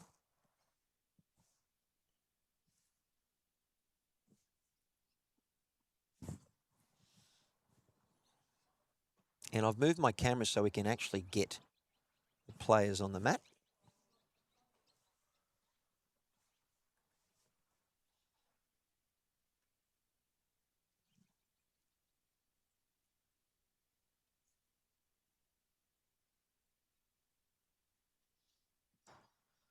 Philippa going slightly longer.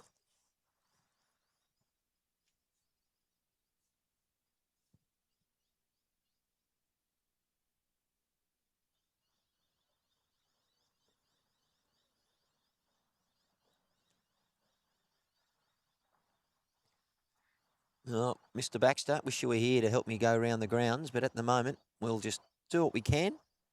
Multitasking. Lovely bowl there from Philippa Strong. The bowls are actually orange, but they appear pink on the screen. And both ladies happy with their first bowl.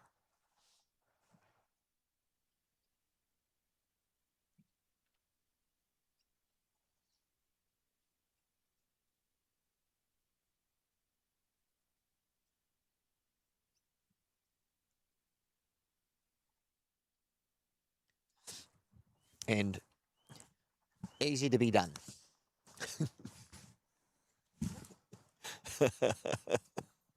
Poor Philippa's popped her bowl in the ditch. But this is where it's really tough because the ditch rink is so close to the bank. I did ask for games to be moved off this rink to rink 9 because it's extremely close and it could have been done. But if you've heard the coverage earlier on, I did put my case forward, but it fell on literally deaf ears, which, excuse the pun. Lovely bowl there from Robin Larkin from Victoria to 2-1 score at the moment. That's what the viewpoint looks like from Philippa. She's looking at her bowl. She's definitely changed that line, approaching it just falling under what she wanted. Lovely weight.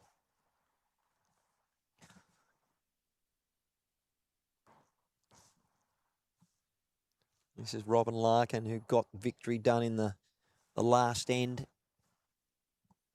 after the buzzer had gone. We're looking at 15 minutes into play. And Team Victoria, Robin Larkin holding 1 at the moment. Now, the only problem for Philippa is she's going to have to play the ditch rink again if she wants to try and trail the jack over to her bowl. But if I was her, I'd be changing hands. You're going to stay on the backhand.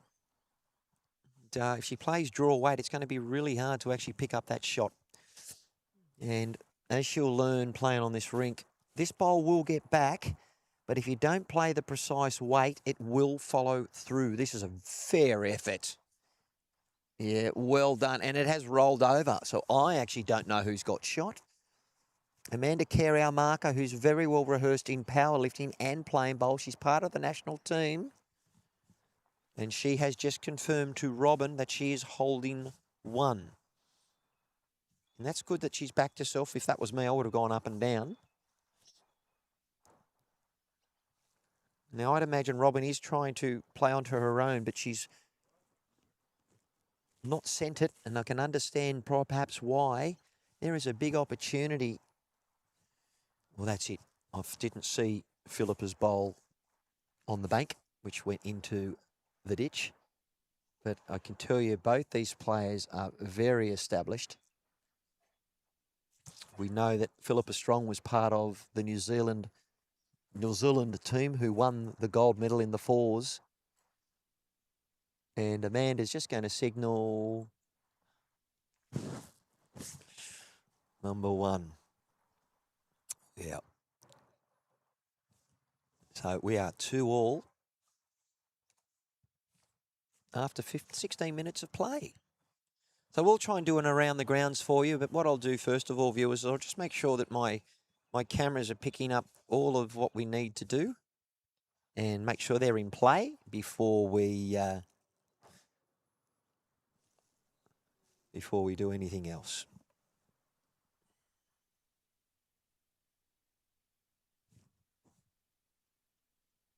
So if you are in the region of Club Mooloolaba, come on down. I know we had a lot of you playing social bowls yesterday, so we'd love to see you. A great advertisement for your club and for the sport of bowls.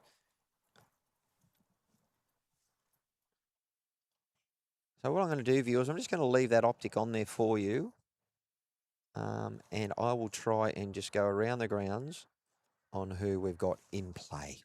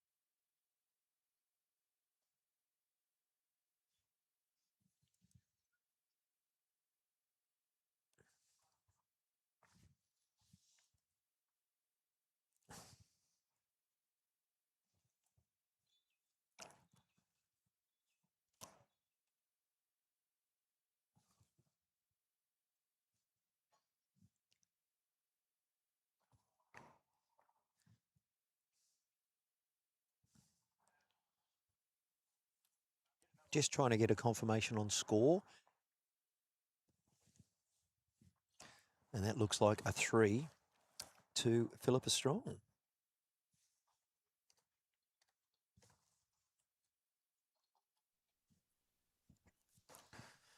I'm just almost finished trying to do an around the grounds for you.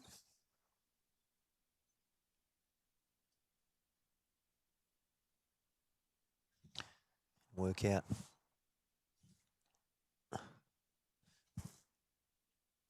who's where.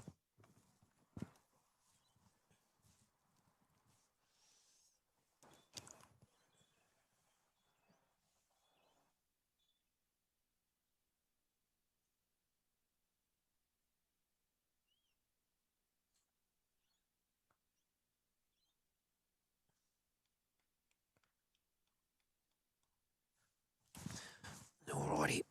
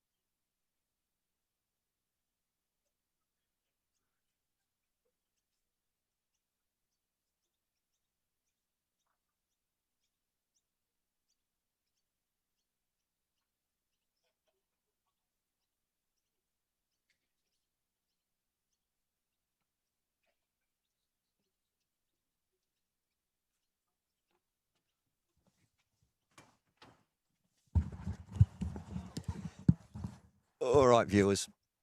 What we're doing is we're just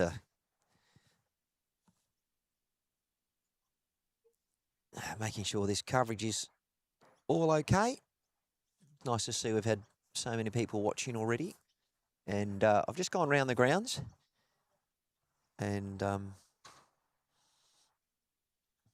we'll let you know who's where and everywhere.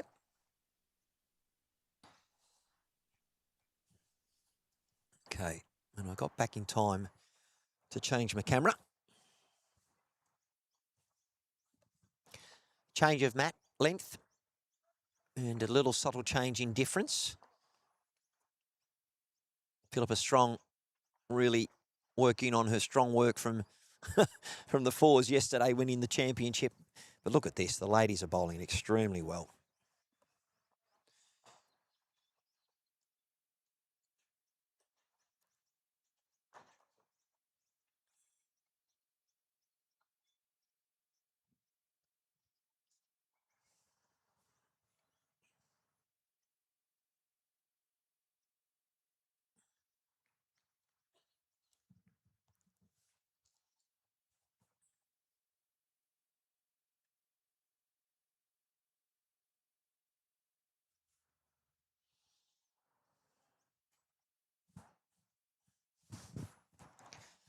Okay.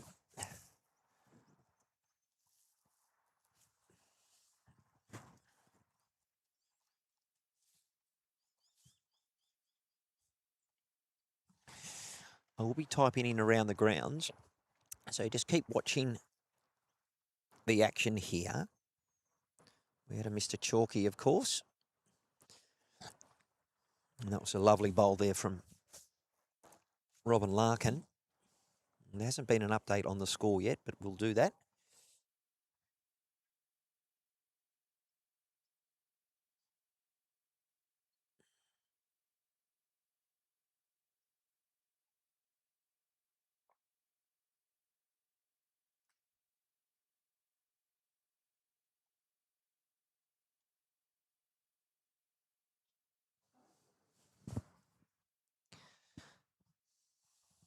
So what I'm going to do, viewers, is I'm going to just, you watch the vision. I'm going to do a lot of around the ground, so I've got to type, so it's hard to talk about the game that's in front of me by doing all that. I'm a one-man show at the moment. No excuses, just letting you know how it is. And hopefully you'll appreciate hearing the scores from other matches. What we do have people watching, wanting to support other friends, and it's not on live streaming as in Bowls Link for score updates. So I will try and bring to you the score updates as long as you can also see the image that's right in front of you. So right at the moment we have Robin Larkin from Team Victoria. She's actually got a purple bowl, but it looks black, and she's using an SRV. And she's up against Philippa Strong from New Zealand, who's using an orange Optima, but it looks pink on the screen. So at the moment, it looks like it could be 2, perhaps even a look for 3 for Robin Larkin. And this will be a very good pickup for her with 30 minutes down in play. But we have got 6 rinks being played on the green behind me, which is the Don Woodley green, if you've never been to Club Mooloolaba, and 3 matches being played on the green we are streaming right now with rink 8. 2 have come out. I believe it will probably be and it is only 2, and it is 2 to Robin. So a 5-4 scoring.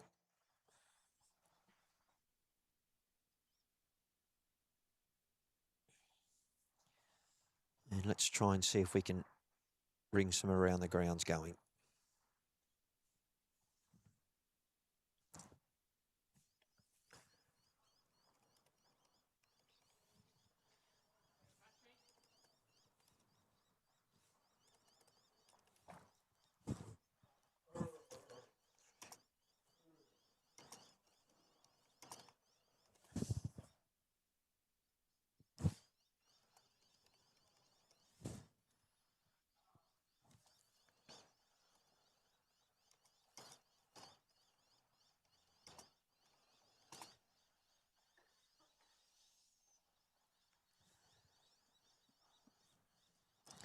Well, once again, a change in length.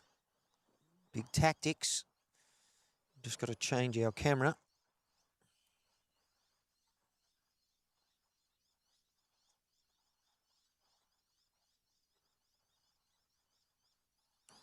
Extremely short end.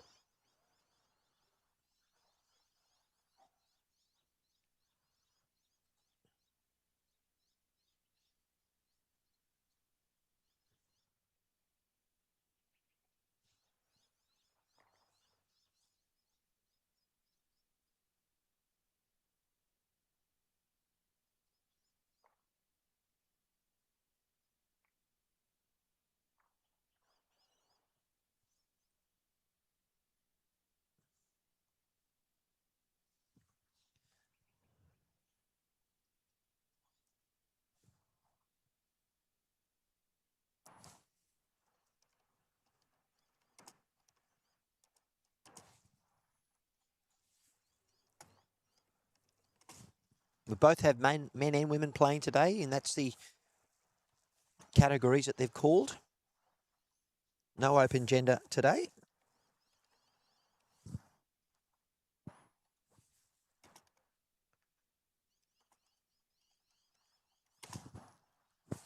Some very close matches from where I've been able to go to.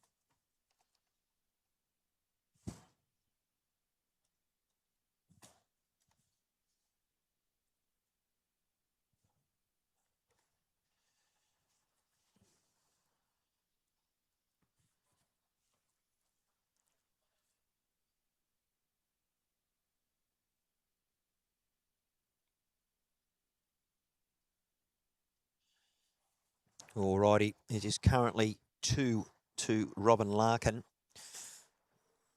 with the final bowl of Philippa Strong. She's come in, and it will be 2 shots from when they girls come down.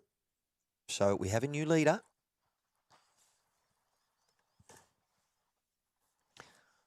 Victoria 6 over New Zealand 5. And the ladies will change over after this. And very clear. And we've got 54 minutes left of play. We've been going for 36. And our wonderful marker, Amanda Kerr from Victoria. She's a power lifter, the old Ginger Ninja.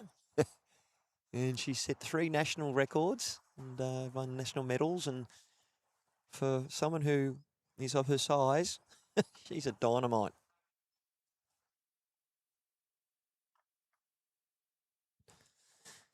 Okay. Well, ladies and gentlemen, you know when the music comes on, that it's time. It's time, ladies and gentlemen, for an updated scores. And who have we got? On rink 3, Staines 3-all against Ball, Victoria versus New Zealand.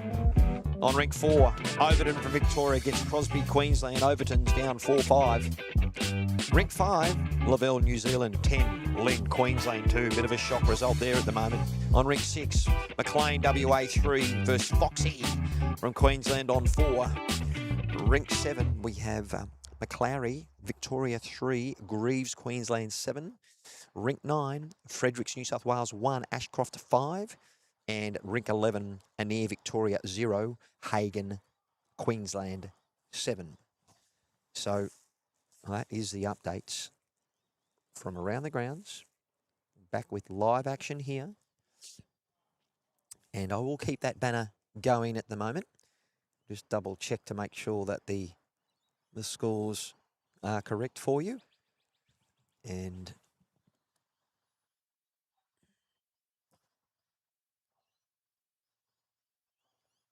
now I'll type in. Now I'll keep that banner up. And I will go back to my graphic here at the moment.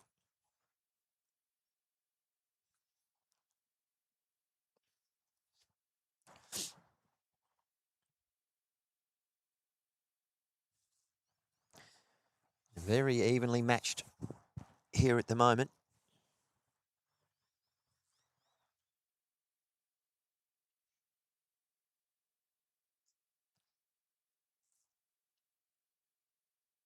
Now it's interesting, I may have the wrong score. I'll double check that for you viewers.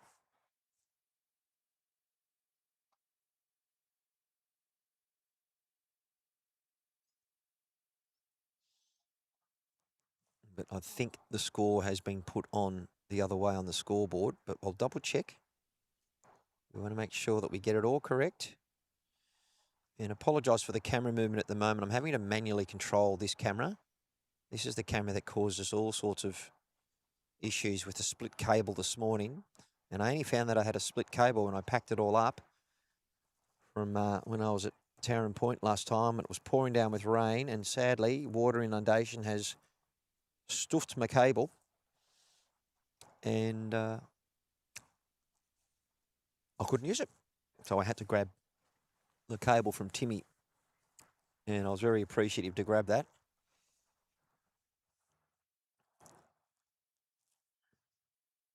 That's a delayed Mr. Chalky. I was just trying to find my button.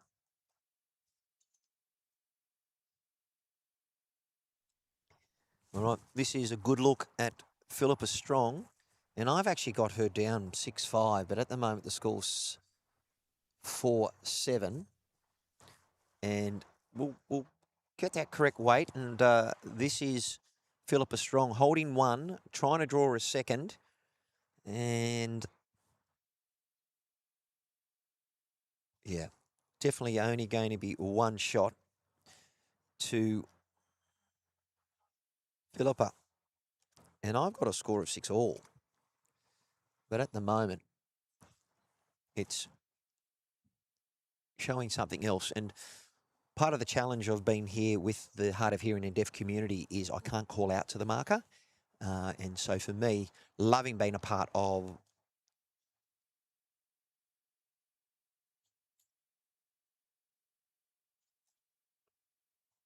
Deaf Bowls Australia and here for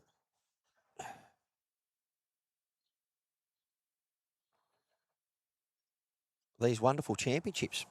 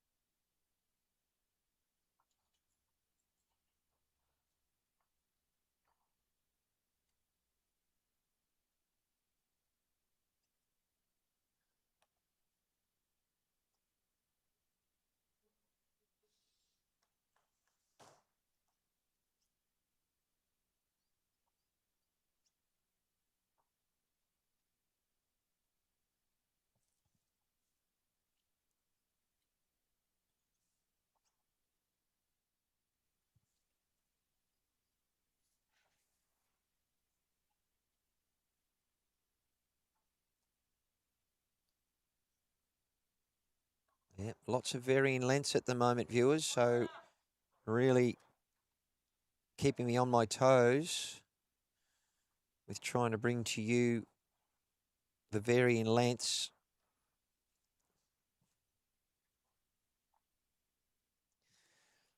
We'll go for that optic there at the moment, but you can see the update there.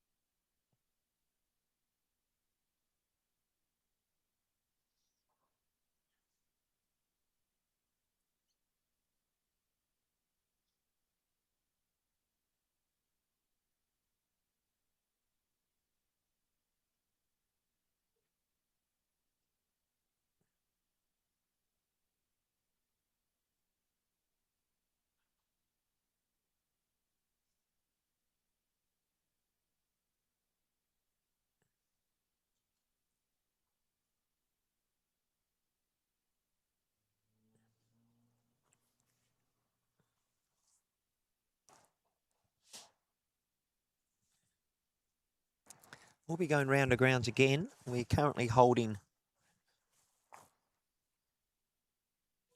well, I've got to go back to the scoreboard, viewers, because our marker has got the card, and I believe it's a 6-8 to Team New Zealand. So let's just go with that. Philippa Strong over Robin Larkin. And I'm going to go around the grounds in a moment at the end of this end. And a fair effort there from Robin. Still plenty of time left in this game. Remember, you're playing first to 18 or to an hour and a half. We had 2 matches not get to that score. Well, they actually did. The final end between Robin Larkin and Marker that I was verbally trying to tell you, Amanda Kerr. They started their final end with about 10 seconds to go. And I do believe that Robin picked up a 3, which then took her to 19 or 18 versus 16 after being 16 all. I do believe it should be 1. And this is the thing, they put their finger up, finger down, and obviously Philippa Strong has got her her name on her shirt, and so she has now moved to what I believe a 3-shot lead. There's Amanda, smiling, enjoying what she's doing. And I don't know how much jack rolling has been done by Philippa, but she's just rolled that maybe out of bounds. And it has, so that means in the rules of play that Robin gets to set her length, and she's already decided that she's going to move the mat, and then I'll adjust my cameras accordingly, viewers.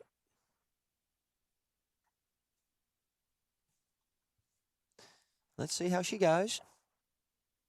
Yep, on for a shorter length again. And I'll be interested to see. Yeah, no, definitely a legal length. A legal length. Always hard for the marker. Try and adjust what needs to happen.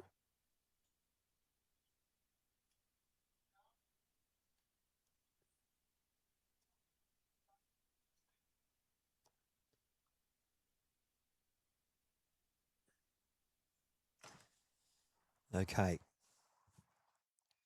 So what I'll do, viewers, is I'll put it in the chat that I'll be going just to collect scores.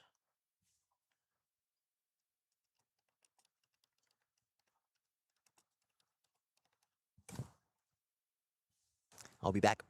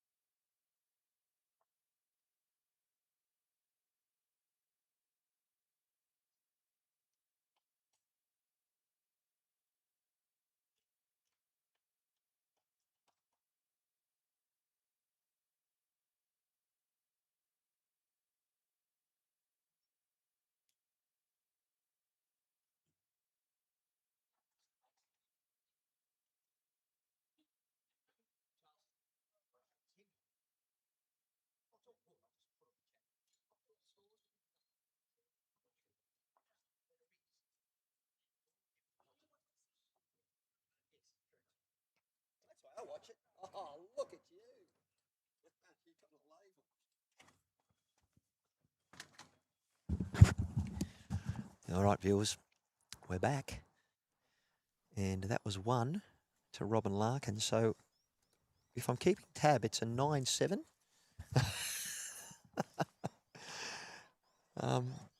But the score up there is 6-8. So okay, let's change this because I thought she'd got the scores around the wrong way. So let's just go with this at the moment. My apologies, viewers, if you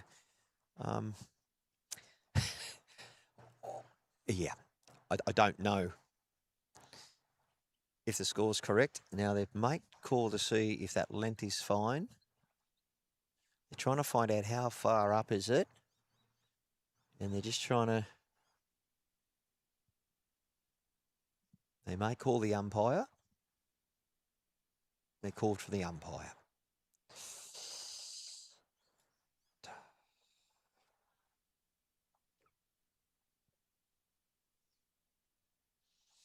So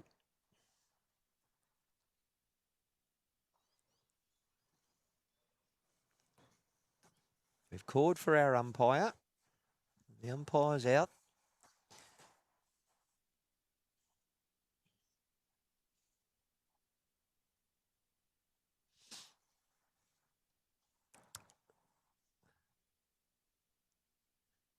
Okay. We're now going to do... We'll get our scores. And it's in by 2 feet. Well done.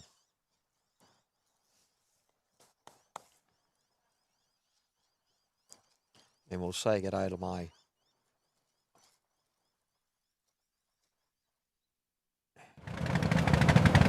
tape rate.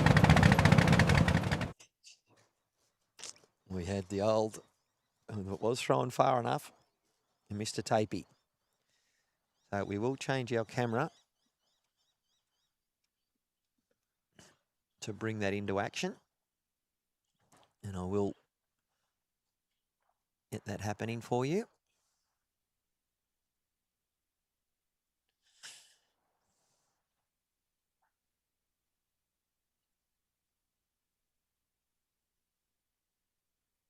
But these ladies are really throwing a lot of different lengths around and really keeping me on my toes with how quickly we've got to change the graphics.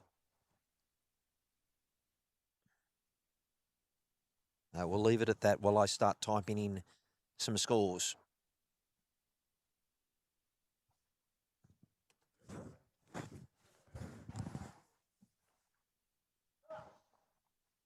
As I know a lot of you are watching the coverage to try and find out maybe how some club mates are going.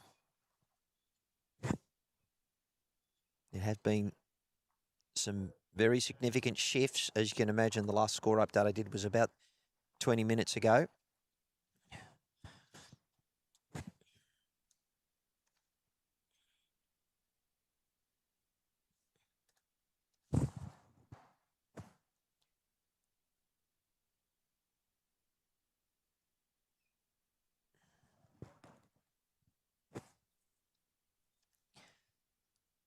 Just watch the screen, viewers. You can do the commentary yourself.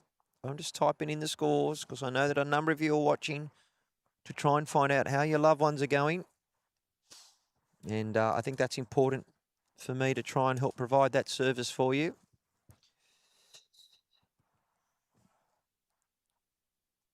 And there have been no games completed just yet.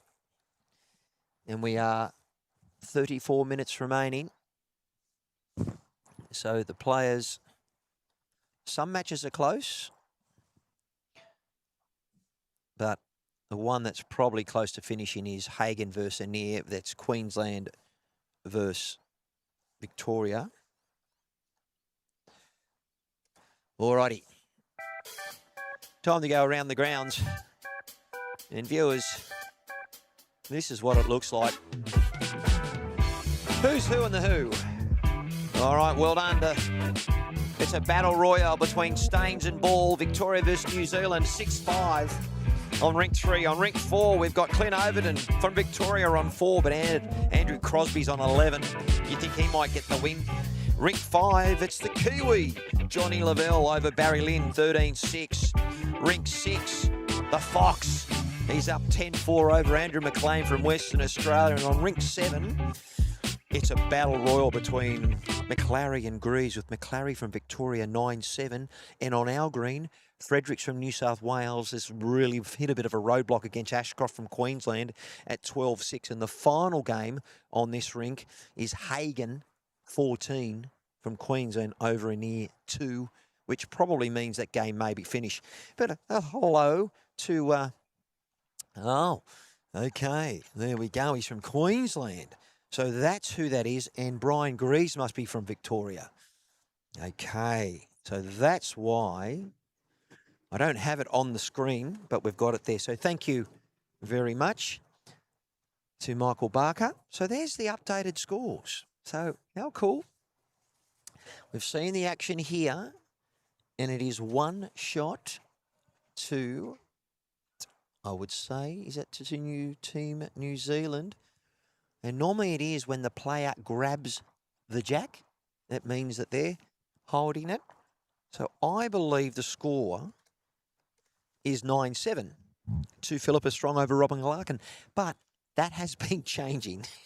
Some of our markers have different experiences, and the players have to check the correctness of the card. We have some markers who are hard of hearing or deaf, and others who are hearing like me, hearing humans. So, it's all part of the fun on everything that's going on. So, lots of people with the coverage, and nice to see you, Billy Baxter. That's just me. So, we've currently got over 230 views. We've got currently people watching at the moment is 27, which is great. But it is a Wednesday morning, and it is state of origin time. So that's how it's all happening. I think you might have someone to see you, Michael. And we go from there. Sorry, the balance.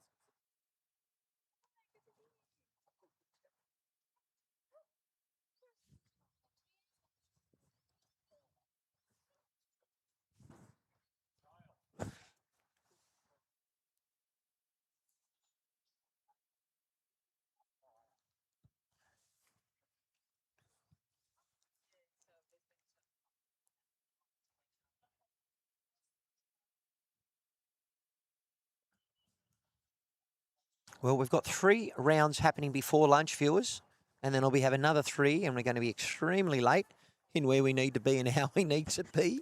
But that's okay. And we've got obviously the bowls action happening on the screen. I will actually just try and change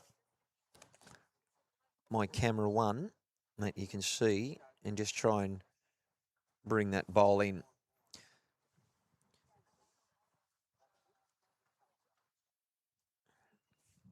So I haven't actually shared the stream because there was just a lot going on today, but I will.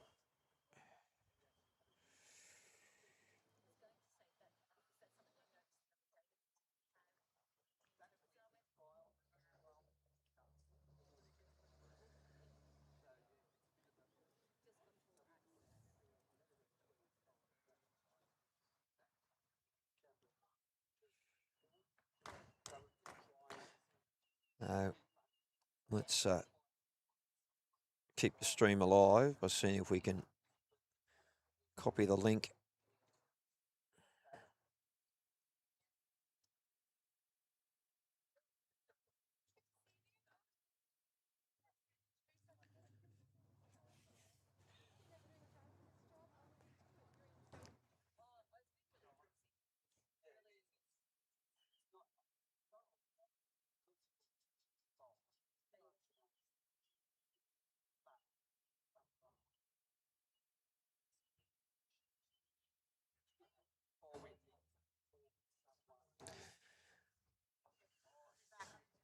Okay.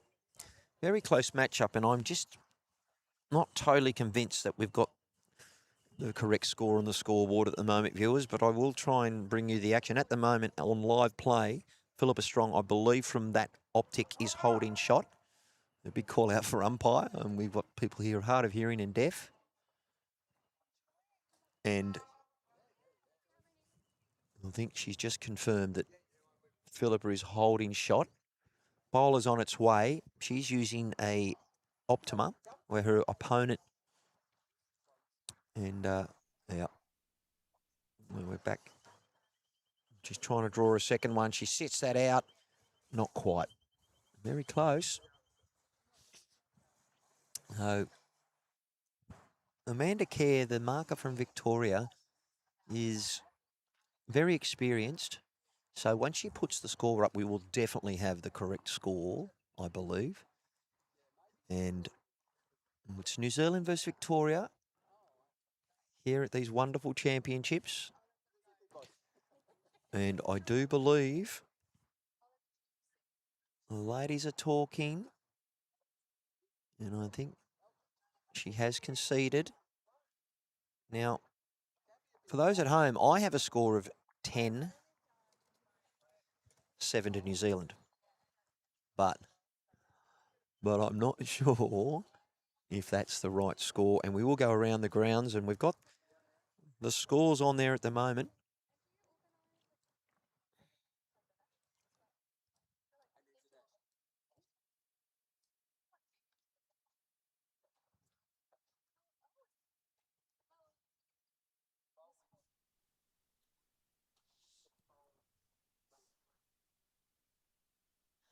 Okay, so whenever the players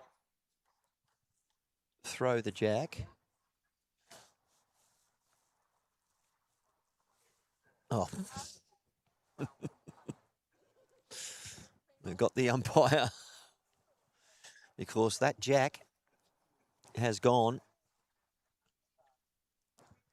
way over. The umpires just now have to check to see if that has stayed in bounds. And it might be out. Not sure. Now they're getting a device where they bring out a mirror because some part of that jack has to be on that line. The actual surface of the jack does not have to be. Totally different when it comes to World Cup of Soccer and all that jazz.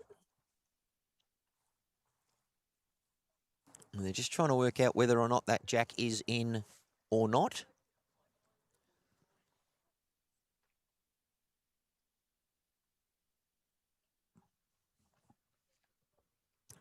And I'm just hoping that Amanda very shortly will put up the updated score. And I do believe my partner in crime is back. We might get him to go around the grounds and try and get the score updates for me. Got the rink number there, sir. And yeah, I don't know if who's on top of the scoreboard, but you've got the scores here already. So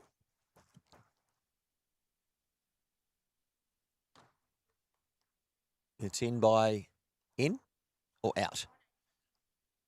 We'll soon find out whether or not the jack is rolled back. No, it is in. Okay. She's just trying to get that jack over, and she's done well.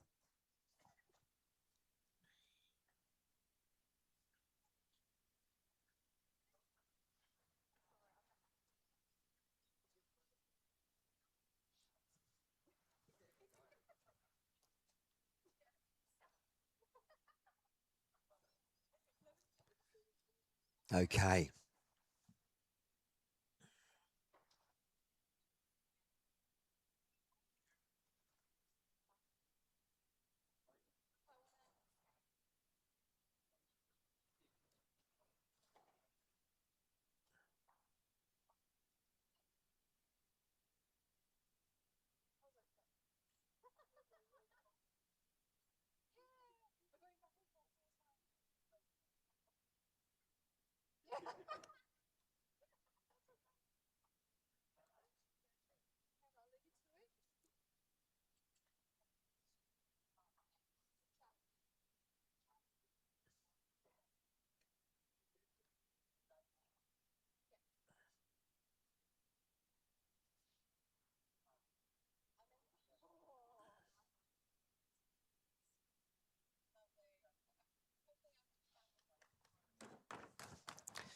Okay.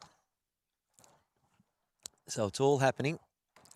Now, have we got the right score? See, this is where the updates haven't been as fluent, and I've been trying to keep in touch where I've had the right score, then changed the score, but it's okay. So to let you know, the scoreboard at the moment is 10-8 to Philippa Strong.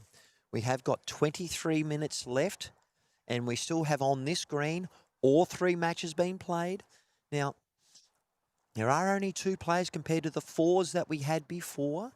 And Michael, if you want to grab the sound system there, we'll get you on back again. And it's a very special welcome to Michael Barker. How are you hearing?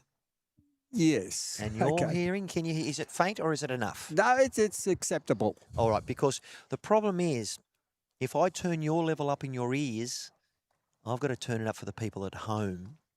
And so you're coming across very loud to them, but it's not coming through loud in your ears. But as long as you can hear me, but you're also looking at my lips, so I know that. So I've got to look here, but I got to look there. We'll get it. That's okay. Well, good. Yep. So at Club Charlestown, we had a beautiful man named Billy Baxter, Yes. and he ran around helping me. Yes. Right now, it's me helping me. But Timmy That's has all right. woken up. He had a late night, and he's going around the grounds. But we've got a number of matches, but I know you'll get to do that. But after this match, what I'll get you from you is hopefully an updated point score of where the sectional play is, and you should be able to get that from the club Mooloolaba. Yep. If he can, apparently I have access to his email, but I may have to give you my email so he can let me know, or just a printout. They have been doing printouts. So that would be helpful because a lot of people are enjoying my Yep. scroller. It's not on Bowls Link. So people are going, where are the scores? That's for us to do next time. But that involves another person doing all the data entry Yes. or them doing live scoring. Plenty of options, but let's keep it simple. Yes. Keep it manual. Now, on the screen, these bowls are pink and black. They're actually orange and purple. But on the screen, that's how they're appearing. Oh, okay. But that's just to do with the tone, the lighting in here. Had we not been undercover and we had natural light, we would see that popping more correctly. So long as you can tell the difference, I guess that's the main thing. All right, and it's another one to the pink One. bowl, which my notes have now gone, but we do know that that bowl belongs to Philippa Strong. So watch. I put the score in, and it's currently 11-8 to New Zealand with 20 minutes remaining. Ah, Now, Michael, the first round, we had 2 matches of the 7 or 8 go to the time limit. But all the others finished early. Some finished 30 minutes early, some finished... So, interesting start to our singles because we had the 4s and you were part of the coverage and you were playing for the bronze medal. And unfortunately, Western Australia, who had been undefeated the whole day and the day before, got beaten by the team that was coming at the rear of the field. They were giant killers. That team, I think it might have been the other Victorian composite side, who had only won 2 games that beat the top 2 sides. But that's bowls. you could have won the match and you could have run the bronze medal with your final bowl. You missed by how much? Yeah, well, that's bowls. Well, we actually missed out making the finals by 2 shots overall. Right. And the team we played lost the top spot by 2 shots. So that's how close the competition was. Yes. So Now, the other request that I need you to let you know, or Foxy know, that when the markers finish, can they put the final score up? Because Tim's just brought in the game's over. Now, you would assume that they've won 15-7. No one's come back and won that. But we just need to put the final score up, if they could do that. We do have some people who are hard of hearing and deaf, but we do have people and who we are... also have a few people I've found out who are brand new to markers, so they're also having some issues with up and so it's a mixed bag out there. And I don't mind it being... Another job to learn. Yeah. Well, It's a whole new job. yeah, and that's the thing when you're using 3 player section, and that they all have to mark, and not everybody is experienced at marking. But they need to mark because that's how we get more people. I wouldn't say they're all going to go and umpire because you need to do a bit of a course to do that, but it's really, really important. Now, I'm going to let Timmy get hydrated or do what he needs to do because I'm actually surprised he's standing up. Okay, well, I will talk to you in a moment because I've actually stolen one of your cables, but I'll get that back to you because when I packed up at Tarrant Point, someone's broken the cable. I have to go to Bunnings to get another one, but I will drop that in to you at some stage. When are you broadcasting? Yeah, but when are you broadcasting? Not until... Okay, so you don't need it until I come through. The only problem is I'll be coming through quite late, so I'll drop it at your doorstep. But that's what we do. I mean, I didn't know my cable was broken, so when I set up, I couldn't get one camera. So luckily Tim was here because it's a 50-metre cable. And at some point, someone's curled it up And that's why we generally pack up our own stuff, because you don't know when something's broken until you plug it in. So that's what's happened. Are you going in the next 3 minutes, or are you soon? Okay. So come and say goodbye when we kill, and then we've got 15 minutes. So I'm actually having this conversation live with Tim, who's just crawled out of his van, like I have. I think he looks like he may have had a shower. And he was in a coma because he's loved it. But I think he stayed up and said another long, deaf goodbye. Absolutely. And it hurt him. But look at the bowl coming in here, because we also want to try and talk about what we're seeing, but also about what we've got going on. Mm-hmm. Only 16 minutes to go, so I'm going to do an update in a moment. But some good standards, but varying standards, Michael. Sorry?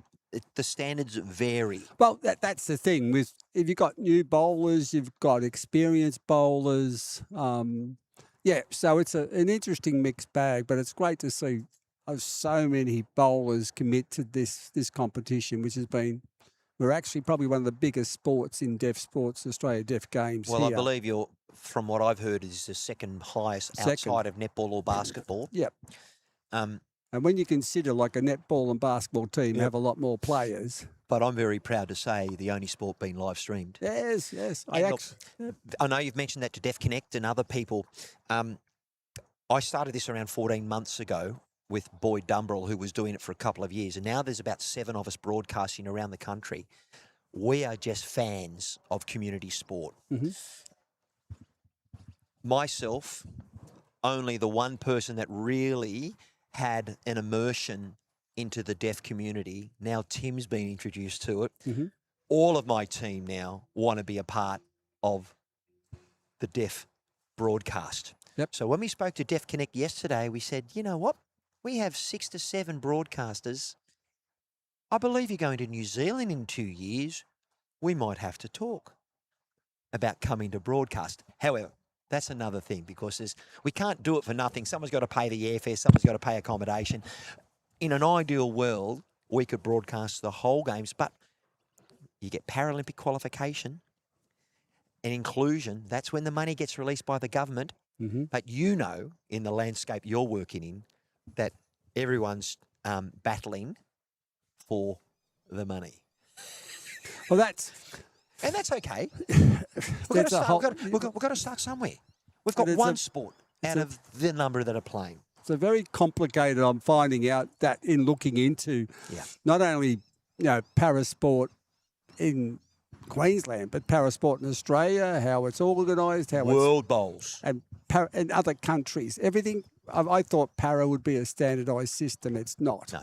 It's very different. And you've got the various classifications. So in swimming, for one event, you might have 16 classifications. Yep. But how do you differentiate between someone who's, say, dwarfism compared to someone who's lost 2 legs? And how do they end up being the same classification? Well, and then we've got, are there enough classifiers? I know in the deaf community and hard of hearing, we now have a category 9. Is that right? D9? Well, B9 is about to be, well, it's in the process. It hasn't actually been official, but we're working towards that. So it's quite a simple process. If you have a hearing loss in your good ear of anything over 40 decibels to 55 decibels. Thank you. Keep going. Yes. Then you are classified as what's called AU1. Okay. If you're less than 40 decibels in your good ear, then you don't qualify. If you are deaf in one ear, completely deaf, and have average hearing in your other ear, you don't qualify. It's only in your best ear that we calculate the classification. Yes. Now, if you have a hearing loss of over 55 decibels in your good ear, then you're classified as AU2 and you're eligible to play international. I'm typing the scores in. It's all good. You go for it. Manager of all volunteers would have a secretary. Yeah, well, if she's going to be around for 4 minutes, not just yet. We're in the middle of stuff. It's a one-man band here. Keep going. I'm just trying to do the updates Yep. So it goes on an audiogram, and there are a number of points on your audiogram that they take into consideration. So, and then there's an international standard. So some people have to wear their hearing aids in order to have their balance. So you can play up to a national standard if you have to wear your hearing aids in because of balance issues. Yes. But international, cochlears, hearing aids, all that must be out during preparation and competition. And I understand that, and that's for fairness and inclusivity. Does take a hit there, but that's what it is. So well, that's just okay. and that's again the deaf community. That's their history and how they work. Great. So that's the rules we work by. Fantastic. So, yeah. Well, I appreciate that, and I think that's really, really important. And thank you very much. Now, listen, if we could find out, we've obviously got another person coming into commentary, and if you could write down her name, and that would be wonderful. And we have got a live score update, and we will bring that to you. And that is the space right now. That was 2 shots, and it looks like that was to Robin Larkin. So we could be close to being all square, 11-9. And that might mean that we could be 11 all. Come and take a seat and get nice and comfortable. And we run a very tight ship here. Now, can you hear me in your ears? Nodding doesn't work. You've got to say hello. Yes, hello. Now, hello. I'm not hard of hearing, so you're Okay. starting to sign to me, and you don't need to sign. Very apologetic. No. Hello. Why are you apologising? Because I've been here now in this community. Probably I was at the National Championships, and I am controlling camera, so I just need to adjust that camera to make sure that we're bringing up to you all the action that's going on. Now, just bear with me, viewers, for one moment. And what has happened this morning is I've actually had to bring in a whole other new cameras, because when I was streaming with Tim, we changed things around and it's throwing everything out of whack. So I'm actually working left-handed, right-handed, and all of the above, but we do try and get the right image. Perfect. We've got various screens that you're watching. Dare I bring up even the delayed broadcast, which is YouTube. That is 20 seconds behind. So if I watch that and start commentating on that, it doesn't work. So, and you thought signing and communicating and telling the story, but I've had a really great immersion in the deaf community and hard of hearing with streaming. I've only been doing this for about 14, 15 months by operating cameras. I'm the producer, I'm the photographer, I'm the cameraman, I'm the commentator. I'm running around getting scores. I'm the peacemaker, which is wonderful, but I've been an educator of 30 years of PE teaching, but this is what I do. Well, I wouldn't say I'm semi-retired because I'm probably working 70 hours a week, but I'm semi-retired of what I get financially. But that doesn't matter. It's a non-for-profit organisation, so if they're not making any money, I'm not really making any money. We're just trying to cover our cost. So Timmy, who was just here beforehand, he's been with us for 4 or 5 days. He's going back to Wynnum, but he's originally from South Australia. I drove up here late, early Monday morning after leaving Sydney at 3 p.m. So I'm sort of still trying to catch up on my sleep. Oh, my goodness. So with that all said, I had an uncle who is deaf, and my sister is deaf in her right ear from birth. I had neighbours live down the road who had 3 children, and they're no longer with us, but when I was 7, they were described to me as deaf and dumb. I'd never met a deaf person in my life, and the way that they spoke was that you couldn't understand them because they were born deaf. So unlike Michael, who has developed deafness, and in his cochlear we all sound like chipmunks, but it's getting better. And with the rules of play, and as Michael mentioned, some people need their hearing devices in to help with balance, and they have other complications. Yep.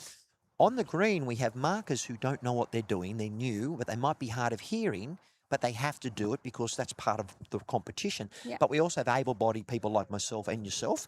I don't know if you're hard of hearing. I haven't even asked. Or I have selective hearing, which isn't a diagnosis. I think is it chronic? So we've obviously got to try and talk about the bowls, and there's lots of things happening because Yep. we've only got 7 minutes to go. Okay. So that's my. So I've been here since Monday, Okay. but I love what I do here, and we're Amazing. learning. So we are providing education because a lot of our viewers, Yep. they're watching this going. There were a couple of people saying, I can hear how visually impaired would be a disability, but how can be deafness Mm-hmm. be in playing lawn bowls? That's so true. But we've spoken about this until we've run out of breath. Okay, perfect. However, so we're trying to educate Yep. but broadcast this wonderful sport. Now, Yep. this is the only sport being broadcast in the Deaf Sport Games. Yes. Now, in 2 years' time, the games go to New Zealand. Correct. We'd love to go over and broadcast Yep. all the sports, but at least we've got to start somewhere. Mm-hmm. So tell us, Sarah Jane, what's your role? And clearly, you've got Deaf Connect on there, you've got the Summer Deaf Games and Deaf Sports Australia. So tell me why you're here, how you're here, and all of those things. Thank you so much, and hello to the viewers at home. I'm the volunteer coordinator for the 2026 Australia Deaf Games, Which here at the sunny coast. which is here at the Sunshine Coast. Not a bad place to be. Not a very bad place Are to you be at all. from the sunny coast?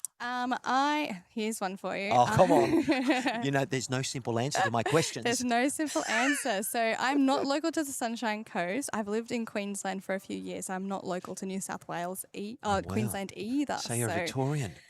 No, so for state of origin tonight, everyone, I'm not in the right state to. Nor am I. No, But that's I'm, okay. The Blues are going to win by 30. I'm very confident. He's with me. We're the same team, guys. We're New South Wales represent. So now all of a sudden everyone's switched off. But Please anyway, don't switch off. so Very that's important okay. topic. So you've come here, but you've landed here. Yes, I'm landed here. I do live close by, just 30 minutes down the road. So, being a local-ish to the Sunshine Coast, I thought this would be a great opportunity to kind of give back to the community. I'm a very passionate volunteer. I started my international volunteering journey at the Tokyo Olympic and Paralympic Games. Wow. And Was ever- that in the space of signing? No, that was so I used to live and work in Japan. So I do a lot of work with Japan in the sports space as well. For everyone Wow. listening at home. Wow. So I started Sayonara there. and konnichiwa. So desu ne. I have no idea what you said. Oh, you're very good. I said something like that. I didn't bow. Be careful. I'll start swinging my samurai sword and I'll decapitate your head. Oh no! No, it's all about fun You'll on give our coverage. Nobunaga a run for his money.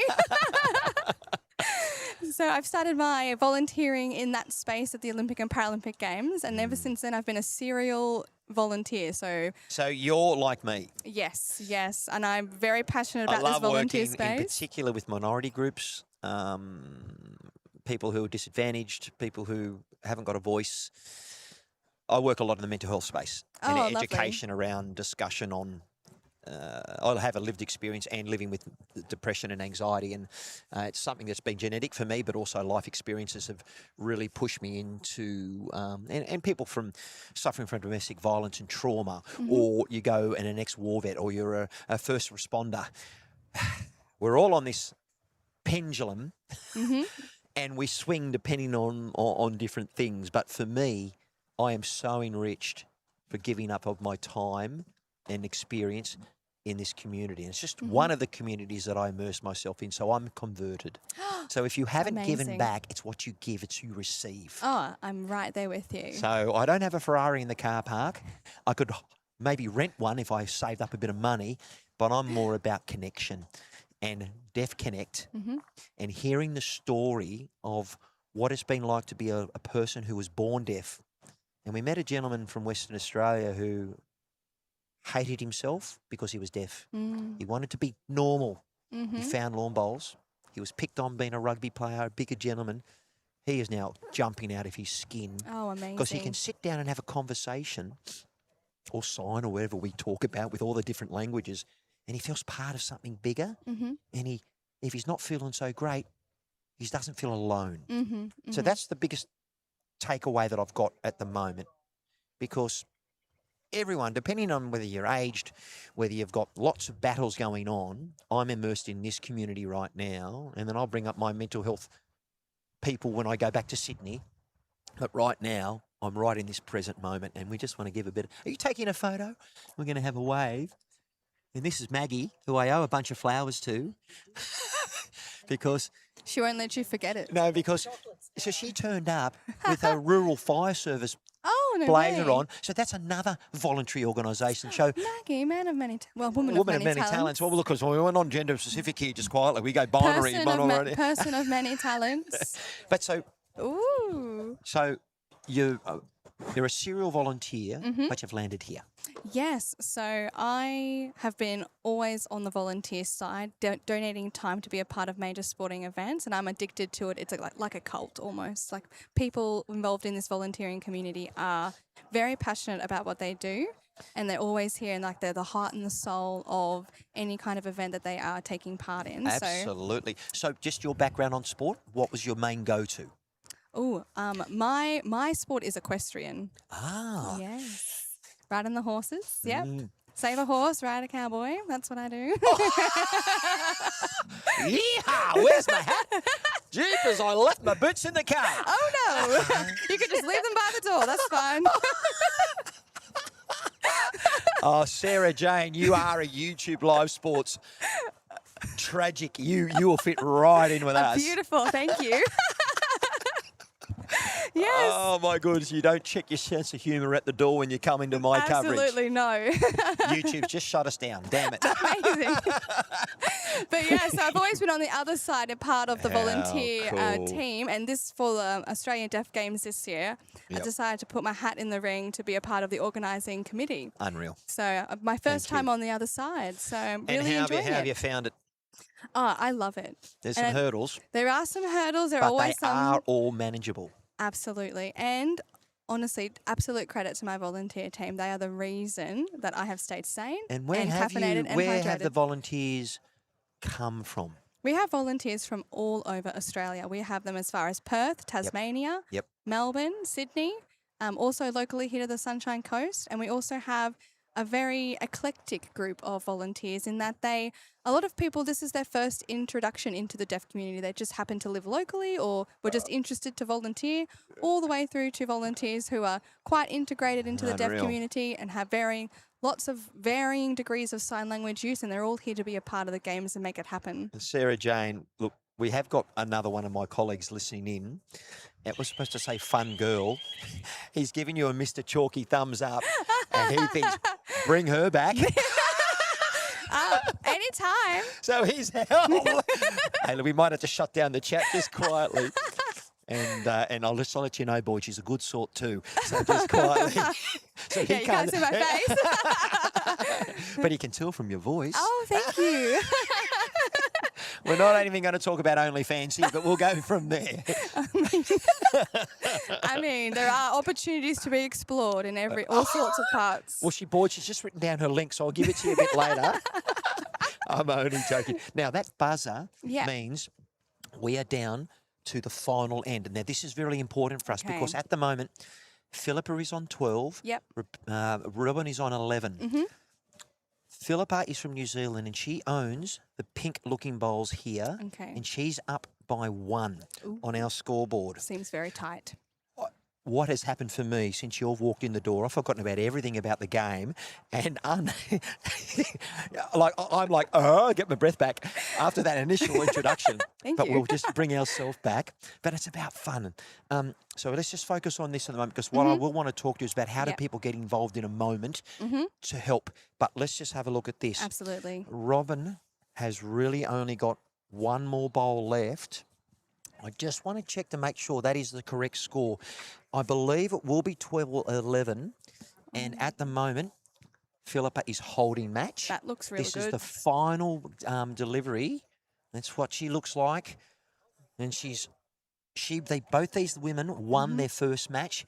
It has to come down. She's trying to land it. If she sits it, she pushes it through. She sits for one. Oh! That's how exciting Oh my goodness. it is. Now, what Philippa has done very well is she's put up a brick wall for her to be able to take the shot. Mm-hmm. I believe she may not play her final bowl, but if she does, she might put it to the side because she doesn't want to touch any of those. And that's a dark purple colour, and that's what the viewers are seeing from us, and she's deliberately gone a lot higher so it doesn't come back and push a bowl in. However, she's looking at this bowl thinking, I'm rather nervous. No! Oh my gosh! Did you see her Oh my reaction? gosh. We've just missed her. That came back a long way, didn't it? It sure So did. that's The physics so didn't that's the physics. bias. Wow. And you're talking about friction and the laws Yep. of motion. Yep. But I believe Amanda Care, who is our marker, Mm-hmm.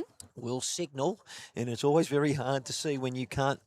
It's all good. I believe she's taken one out, and she's gotten one. So she's gotten through the victory Oh my goodness. by the narrowest of margins, and I believe we are done. Oh my gosh. So, viewers, we will bring to you a score update from where all the teams were.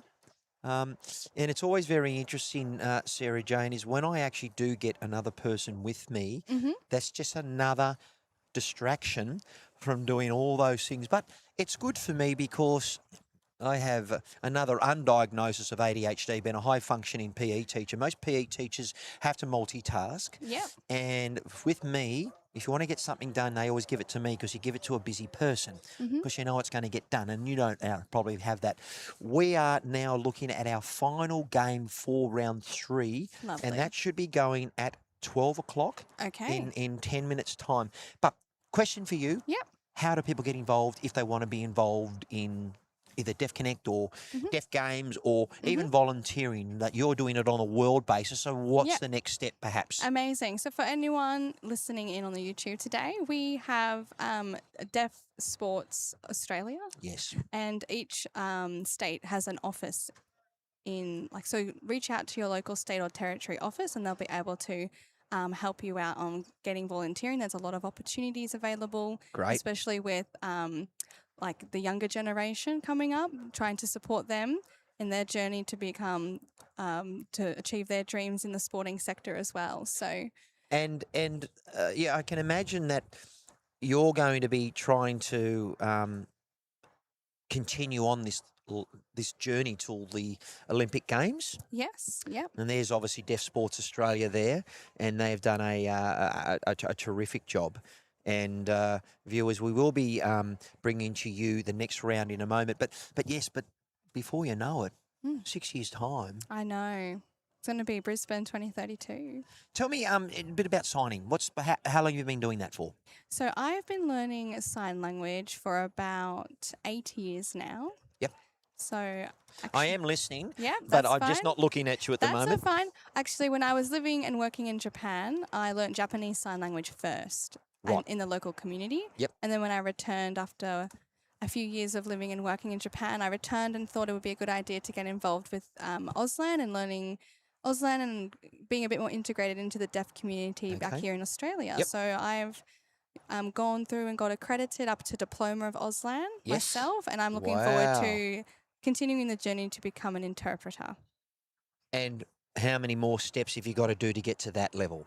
I think Diploma of Interpreting, and then you have to sit the NATI examinations, and then within the NATI sphere as well, there's different accreditation levels. So it's an ongoing life journey, I think, at this point.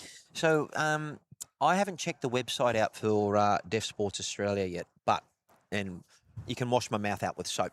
However, I've just been so busy with just trying to immerse myself into lawn bowls. What other sports have been done? Have you been to any other venues here on the Sunshine Coast? Yeah, there's actually a lot of sports. So that where have you taken been? place. Throw us out. Fantastic. So at the Caloundra Indoor Sports Stadium this morning, we have netball. The basketball competition was there until yesterday. That's since concluded. But this afternoon at Caloundra Indoor, we have the futsal starting at 4 p.m. Right. and the table tennis competition start at 2 p.m. Wow. And they'll be there for the next couple of days. The netball is the mixed games now. So this is the first day of qualifiers, and tomorrow they'll be back for the netball for the finals as well. So it's going to get a bit rowdy there.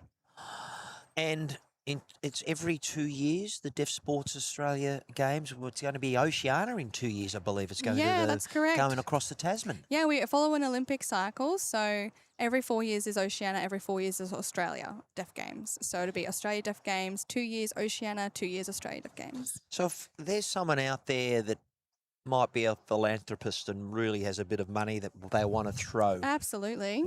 how do they do that? Is it Deaf Sports Australia they need to go to and contact? I think the first point of contact would be Deaf Sports Australia, and then Yep. they'll take discussions from there. It's a great question. So we can Happy to take see- it on notice. 56 years of age. I left teaching around COVID because I was ready to do other things. Mhm. AI and ChatGPT. I still am a senior marker for PDHBE for the QCAA, which is the curriculum authority in Queensland. So I still enjoy my sports science background. And that's the reason why I got into bowls 40 years ago, because I was playing with my dad and my grandma. Oh, lovely. And I love the not only the physiology, but I love the psychology of the way that bowls is open for everyone. Now, but have a look at my little poster there. Oh, I love this. And that took me 15 minutes. Oh, isn't AI a wonderful thing? But the logo is Bowls Paradise, and it's brought in the bowler holding that. It's obviously got my. So I had to change a couple of things, but we've got Deaf Sports Australia. We have Club Mooloolaba there, the Amazing. sunny coast, and I probably could have put 6 or 7 different things. Now the other thing that we've got is that if you have a look at this screen, Yep. this was brought in from another friend who did Levine's design that for us, and just said, well, when you do a score update, let's bring in something that's funny about different areas. Now, the other thing is we have a lot of different animations that I bring in. Now, you haven't been Ooh, able how to see them, exciting. but I'll just tell you, this is the animation that we bring in when they're standing in the road. And it tells them to get out of the way, right? Yosemite Sam. This one, when they call for an umpire, this is a caricature from Umpire Dickie Bird. Now, Umpire Dickie Bird was one of the most iconic umpires in the world of cricket. All right, so we bring him in. Now, say hello to Mr. Tapey. Oh my gosh. So that's the tape. That's so cute. And that's in the shape of a tape. But we also get back Mr. Umpire Dickie Bird, because what happens is when they actually get the ball between the gap, we go goal. So that's an AFL collection. When someone scores a 4, this is Umpire Mr. Dickie Bird. So a lot of people love our coverage, my coverage in particular, because every broadcaster has their own little different things. But I'll tell you, I'm going to introduce you to Mr. Chalky in a moment. But this is Ruben Wiki. Now, he's an ex-rugby league player from New Zealand. And anytime there's a wick on Okay. lawn bowls, Yep. and sometimes it's a good wick or a bad wick, Yeah. we bring out that character. Wow. The other thing that we do, and this has got music to it, but you won't hear it, is the steamboat. So when they fall short, we say, bring out the steamboat. You need a little bit more I need a engine. bit more energy. Okay. Now, the other part. Now, you've already spoken to about that you're a woman who, we won't even talk about the way that you look That's at okay. equestrian with the Cowboys. But this is Brad Pitt. Oh my goodness. Now, when the bowl goes into the ditch, there's normally it's sand. Okay. So we call it you've gone into the Brad Pitt. You Oh, know how that's we do amazing. that. So there he is. And the final person that we need to introduce you to, besides that, this is our dancing frog. So anytime someone does a great shot, the dancing frog comes up and he says, get that up, yeah? Oh my Get that God, into you. look at but, him. But this person who's become, well, no, there's a couple more. When the bowl swoops, it's a magpie, because it does swoop in. That last ball that you saw, Yeah. it really It swooped did in. swoop in. So I didn't get to print Maggie up because I'm still working with Timmy. Now, the other part, this guy is Mr. Chalky. Now, Mr. Chalky was the first ever animation I used. There is now a gentleman who's watched our stream who's now brought out the chalk, and he's Okay. called it Mr. Chalky. Mr. Chalky. He rang me and saying, Matt, I know that you brought in the image. I haven't copyrighted or anything. I said, go for it. Now, that's a positive, Mr. Chalky. Sometimes when you get a toucher, it doesn't work and you give it away. Aw. But he's gone down, but he ends up still smiling. so look, you've seen the whole gamut of That is my beautiful. toys. Thank you so much. I'm going to play a bit of music for you. Oh, thank you. So, Sarah Jane, where are you going to see you next?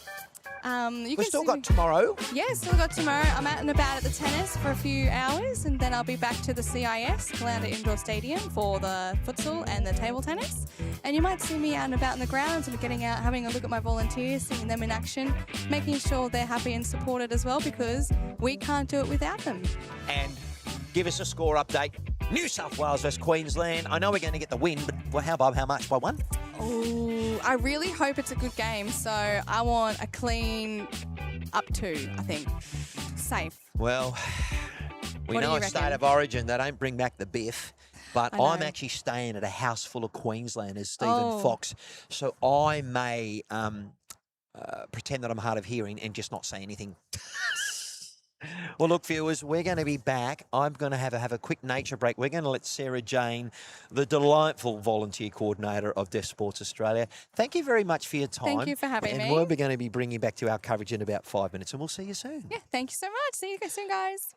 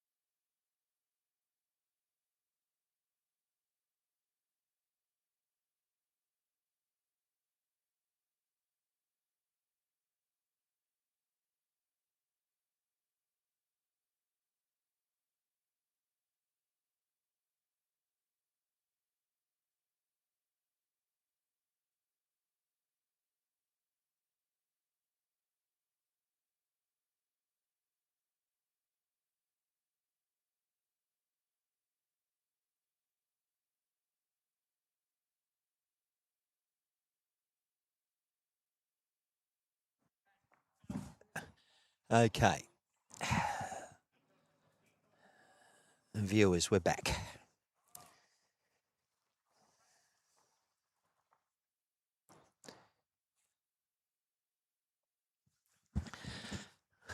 And away we're going. I thought it was a roll up. How cool.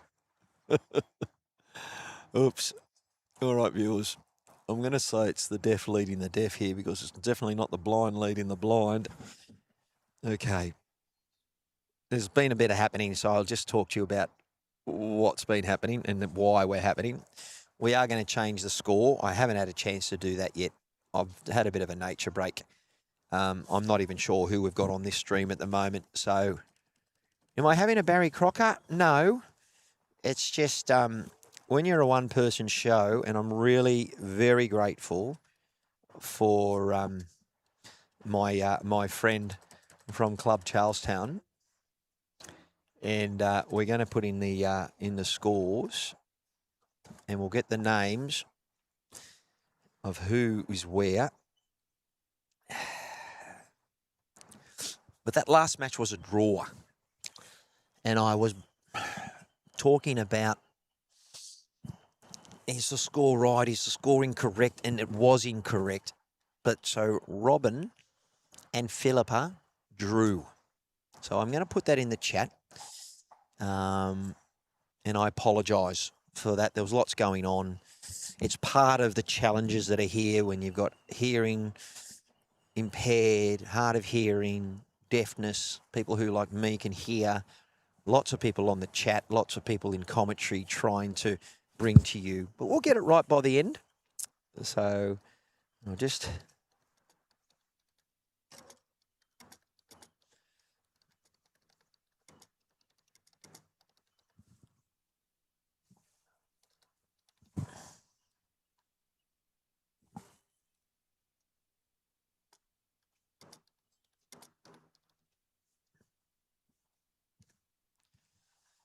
So I've thrown that in. We've still got the coverage going. And we'll work out who's playing from who. And we've already got a 7-0 scoreline.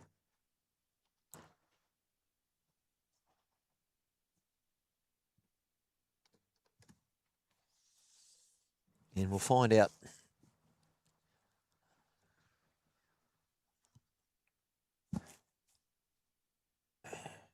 Section.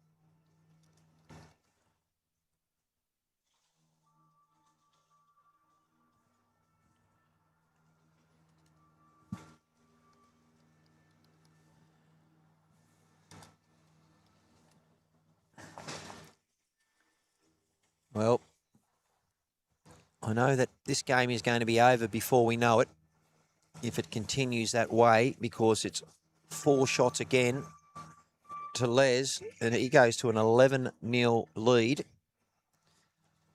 And I'm not too sure where Les is from.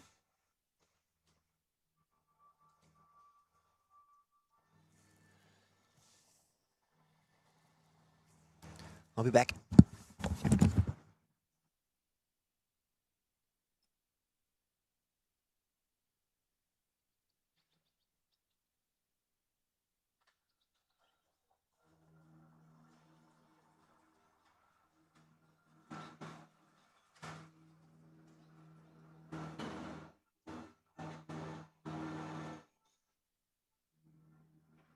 You've got the first 2 into a roll-ups, but jeez.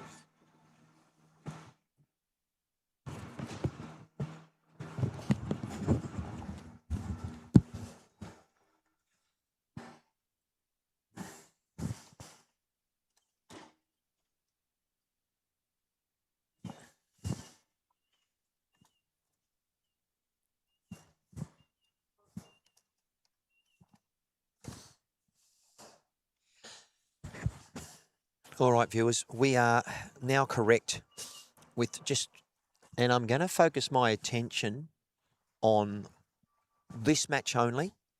I will bring to you the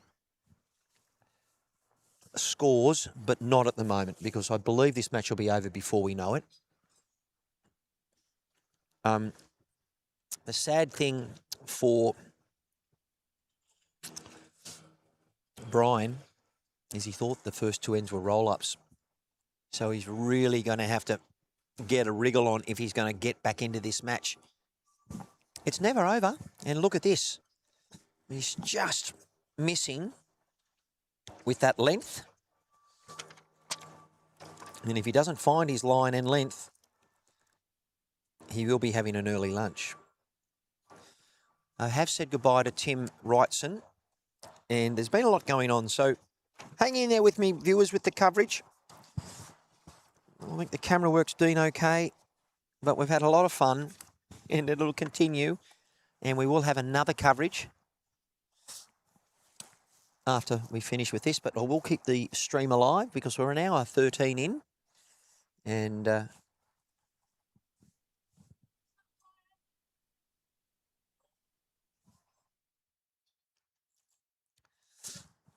we go.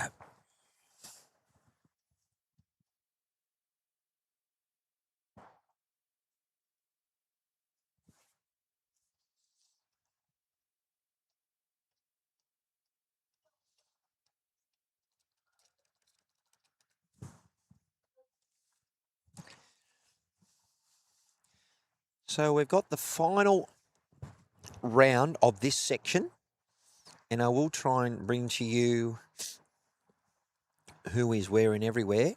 We've got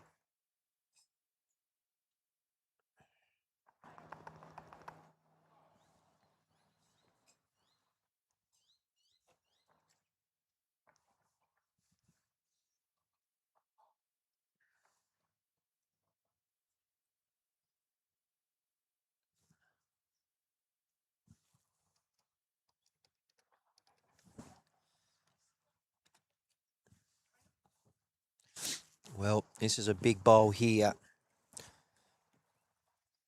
And Mr. Greaves, Brian really needs to get a bowl within a foot. He's really struggling with the speed of the green. He has just promoted another bowl, and I believe that is probably another 4 shots. Definitely 3.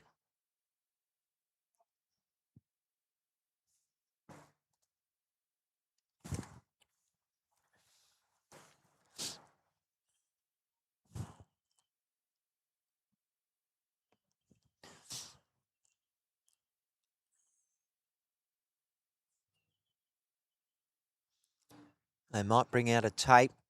We could have another boundary. It looks like it might be. I believe it's 4.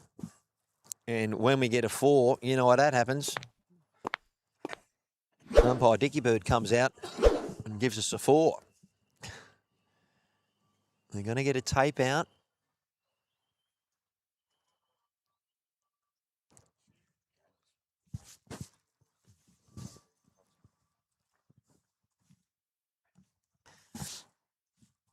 Keep a look on this at the moment.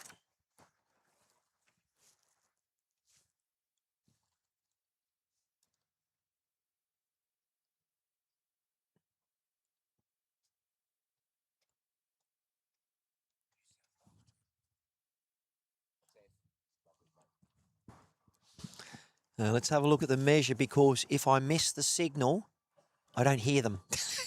And then I try and update the score. And might be good for Timmy as he gets around just to say his farewells, because he's been doing a wonderful job. And I believe it was a 3. So it was 14-0 after the player thought the first 2 ends were a roll-up. Timmy's just dropped his jaw. Yeah, that happens. You want to get on and have a quick chat to say goodbye, Timmy? Come on, mate. You get yourself back sorted, my friend. And I'll talk to you all things about my cameras and everything. Because when I had an equipment failure, I need to get new headsets as well. Now I know what it's like for some of these people out here that can hear in one ear and not in the other. Well, Michael had that headset. He's gone, oh. Would have thrown him right off. You know how loud Michael speaks. Anyway, but listen, Good. Did I scrape in time? No. Good afternoon, everybody. Yeah, I know. I was going to say good morning. Yeah, I know. Interesting. We had Boyd on the coverage, not talking on the coverage, but you never know when a cable's broken. You get lights in your skybox, but you don't get lights on the camera. So it took me very quickly to work out that I had a cable issue. So I quickly ran and got yours, and I know you've got to leave. And guess what, viewers?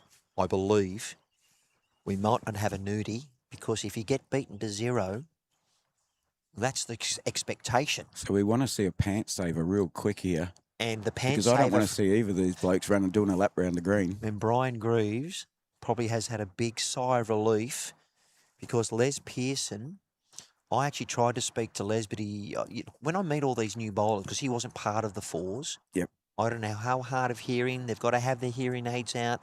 So they can't hear, but then he's looking at my lips. So I'm then trying to speak clearer and slower. It's a bit like when you're trying to speak to someone and look out, here he goes. You know what? Oh, Mr. Chalky comes out. And I think just because you've sat down, the momentum may have changed. Oh. Because you're not allowed to leave yet until the end of this game. I'm only stirring you. I want to help Greavesy save his pants. That's what I want to do for everybody's sake. Well, Les Ferguson, representing New South Wales, is trying to do to Victoria that we need to do in Queensland. Ferguson? Pearson, sorry. Yep. Pearson. I mentioned Ferguson. It's a blind leading the blind here, but it's the deaf leading the deaf. And I've said that a couple of times. But look, there's a lot of action going on. We've got the first 3 rounds before lunch and then 3 rounds afterwards. But look, I would love to see a tremendous victory by Brian Greaves, who's now holding 3.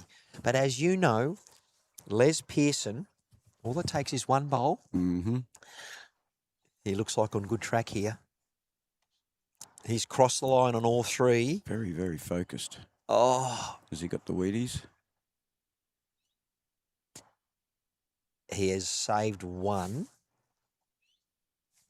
So what we don't want is movement of the... Oh, no, movement of the jack now. Movement of the jack is okay. Movement of the jack. But he doesn't want to be narrow and plant onto the front pole of Les Pearson. No. Come on, go high. He has. He's good. Given it. He's using an XG black and white. Safe as houses. This looks rather exquisite. This does. Yeah, it's just probably a little bit runny, but the breeze is pushing it. No, he's good. Good to go. Okay, good to go. That's the shot. Yay! He hasn't seen us. He's hyper focused, but he hasn't seen us.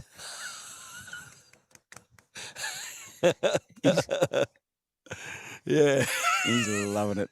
He's loving it. He's on the screen too. And it's it 3. Looks like a 2 or a 3 by the looks. I reckon it's got to be a 3. Oh, a bowl's just fallen out as he... No, shouldn't affect it. Shouldn't affect it.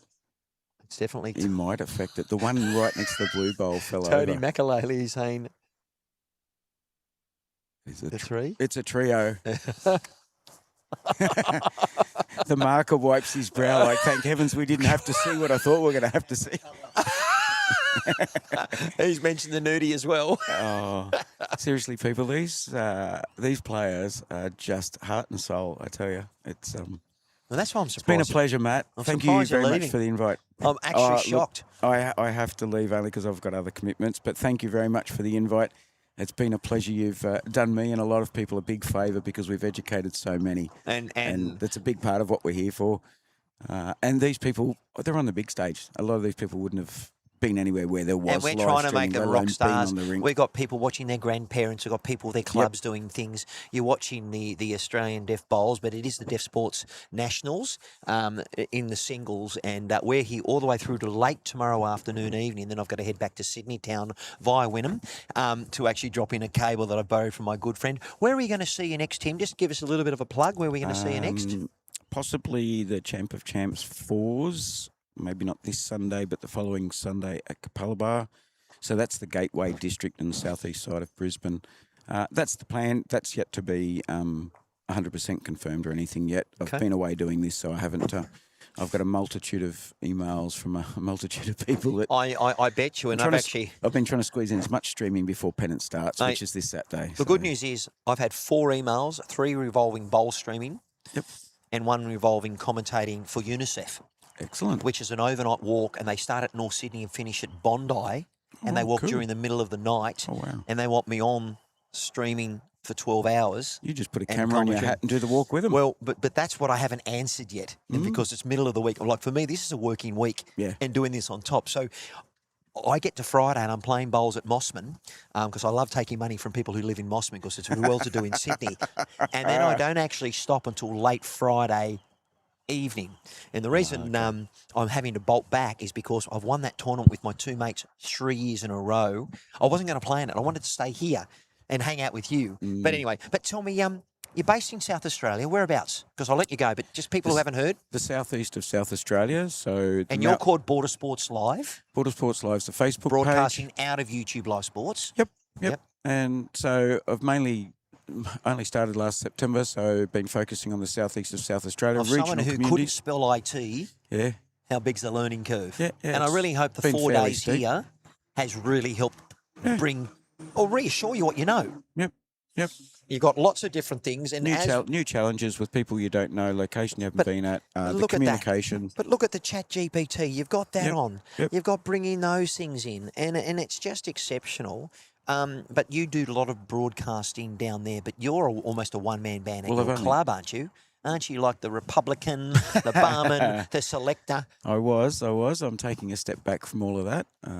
You get too many hats. I'd still always be doing jobs and in the bar and helping set tables. But you sold your place, and now you're living pretty much what? You live with your parents when you come up here? Mum and Dad? I stay with Mum in Brisbane, stay with Kathy in South Australia. Who's your housemate? Yep. And then when you're on the road, you're in a beautiful van who I got a tour of. What's the age? Is it 1985 or something? It's like a vintage. 98 Mercedes motorhome. Big old heavy bus. Slow Big up hills heavy and bus. slow off the must. And it's Don't be behind me if we're at a set of red traffic light at the bottom of the hill. Stick, so you got to grind it till you find it. Yeah, yes. Well, look.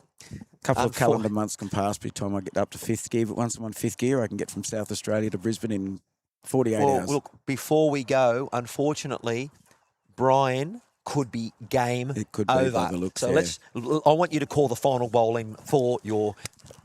Brian Greaves on his backhand. I want to hear Wild Water Sports. Come on, give me someone, ladies and gentlemen. Bill, is it Bill Lowry? I don't think he's going to get anywhere near it with this one, Matty. Is that a Ray Rabbits, Warren? He's dragging the game out as long as he can. Langer out to Walters to Renov. And I believe that's a score of what, do you think? 3 and a measure. And from your naked eye, I believe we are going to another end.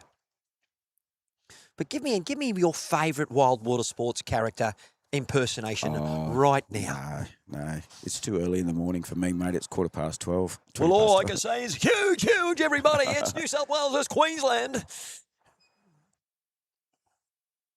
Yeah, we're going to have a quick look to see if it is. I tell you. It looks like maybe it's 2 and a measure. It might be. But how good is Billy Birmingham? He's exceptional. I heard a good story about him. When he first started doing that, he would focus on one, so he'd have his script written out, and Bill Lowry would talk to Maxie Walker. Maxie Walker would talk to Richie Benno. And so he'd have his script, and he would record all the Maxie Walker bits, and somebody would edit it all for him. Then he'd record all the Bill Lowry bits. In the end, he would jump from voice to voice to voice to voice to voice in a conversation like we do sometimes when we're mucking around. That front bowl is a 3. So it's just 3. in. This is the next one. This could be it, and I believe that's 4. It looks, with that measure, that looks like that string is going to be all over Red Rover. It's got to be close. I don't want to put the mocker on I Brian want Brian to get Greaves. one more end. Ooh, No, it's he lives to play three. another end. Well, you know what? He lives to fight another day. But listen, it's been a pure joy. Believe it or not, we are signed up for World Deaf Bowls. Now we just have to check your schedule to make sure you're there, because Is this back in Charleston again? yeah, I'm running around like a headless chook now, trying to do the updates. Good. Which is fine. You put in all the groundwork and I'll come and take the glory. There's It's not a nothing wrong problem. with that. But listen, ladies Just like and when we play gentlemen, bowls. You do all the grunt work. I'm going to give Timmy a big cheer. We'll get the applause going. And I'd just like to thank the deaf community in general, everyone from the volunteers, the people that's engaged us to do this work, to Stephen Fox and Michael Barker in particular. It's been an absolute pleasure, and I want to thank you all very, very much. The players, I've interacted with so many players now. I feel like I've gained 100 really lovely friends, and I hope I get to see them all again next year, Matty. well, we're going to give you a triple Mr. Chalky. And we know that the Southern Comfort in the bar will be restocked as we speak. Thank you, it Timmy needs to be. Wrightson. And we'll see you soon. See you, folks. See you, my friend.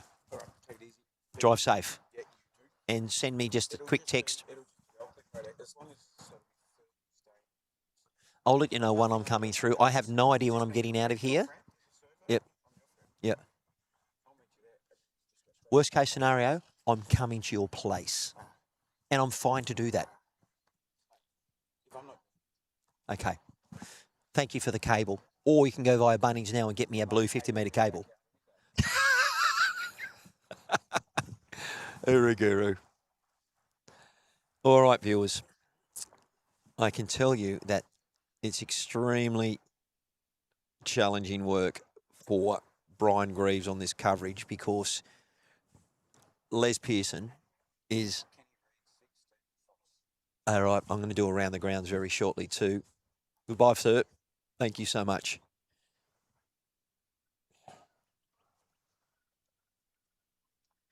Right, there we go. The consistency is the key, and there's nowhere to hide in a game of singles, and we're looking at a 17-3 scoreline. We've still got 57 minutes left, so that's actually going to help me catch up on what I need to do. We've got a number of volunteers helping the normal hearing or non-hearing impaired. Look, I'm trying to get the terminology right. Because there are markers with obviously clearly a verbal barrier and a hearing barrier. And well done. He's got the chalky.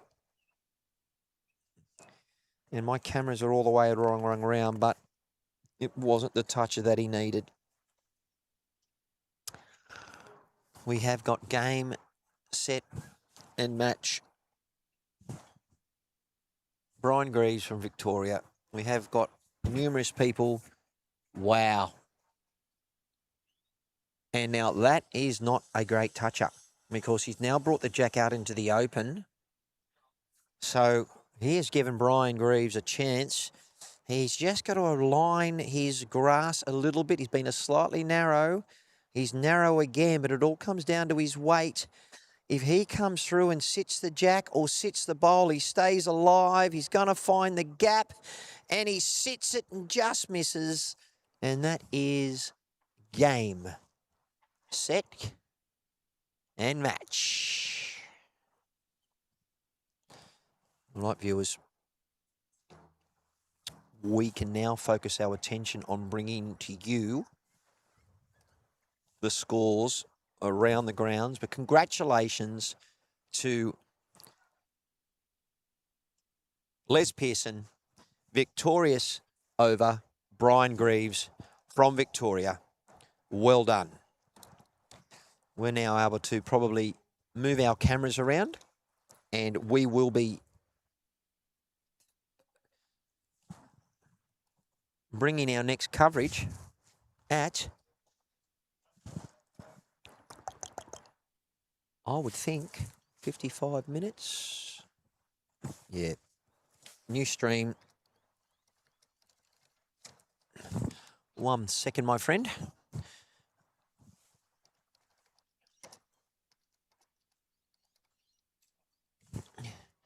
Okay. Thank you. That's where I was trying to relay my email, but that's okay. It's all about process. You want it? Yeah. No, we're good. We're good. Doesn't matter if we're live. We talk. They hear it. Matthew.harris1970 @gmail.com. Thank you. Yeah, we've still got 50 minutes, so I'll do around the grounds. Yeah, you do what you need to do. You get ready to play. Thank you. Did you win your two? He flogged me 18-6. He can play. The guy just won Les. Yeah, but do you know his background? He plays for New South Wales, but we'll get that later. Yeah. There's a guy who does a lot of interpreting for him. Yeah, but he's very solid. Oh, shit, yeah. Yeah. Surprised me, actually. Yeah, but very focused. So well done. He's and look, He mustn't have been at the Australian Open. he wasn't at the Australian Open. He wasn't in the fours, and he's here purely for the singles. So I'm not too sure why. Playing the fours? No, I didn't see him. They said he led in the fours. Oh, he could have, but I didn't see him. He wasn't on the coverage. I said, was he your lead in the fours? And the guy said, yeah. I said, I don't know how you didn't do any better with a lead like that. 'Cause all the Yeah. leads have been pretty Well, there you go. So he should have been in the fours, but I'll speak to Paul Webster, Yeah. and he'll be able to let me know. You live? Yeah. No, we're good. No. They hear everything. Oh, yeah. I'd rather them hear everything, and you're okay. We got you on there, but well done. So you're now finished, Yes. but you're probably going to mark and That's it. do all those sorts of things. So you come on now. Brilliant. And we get to relax. I love it. And watch the State of Origin tonight. Queensland. Yes, they will, of course. I know. I can see you wearing Queensland. Oh, look, yes. Oh, well, thank you. Thank you for your time and there thank you for your another team? energy. Now, you go away. All right. I'm going to walk around.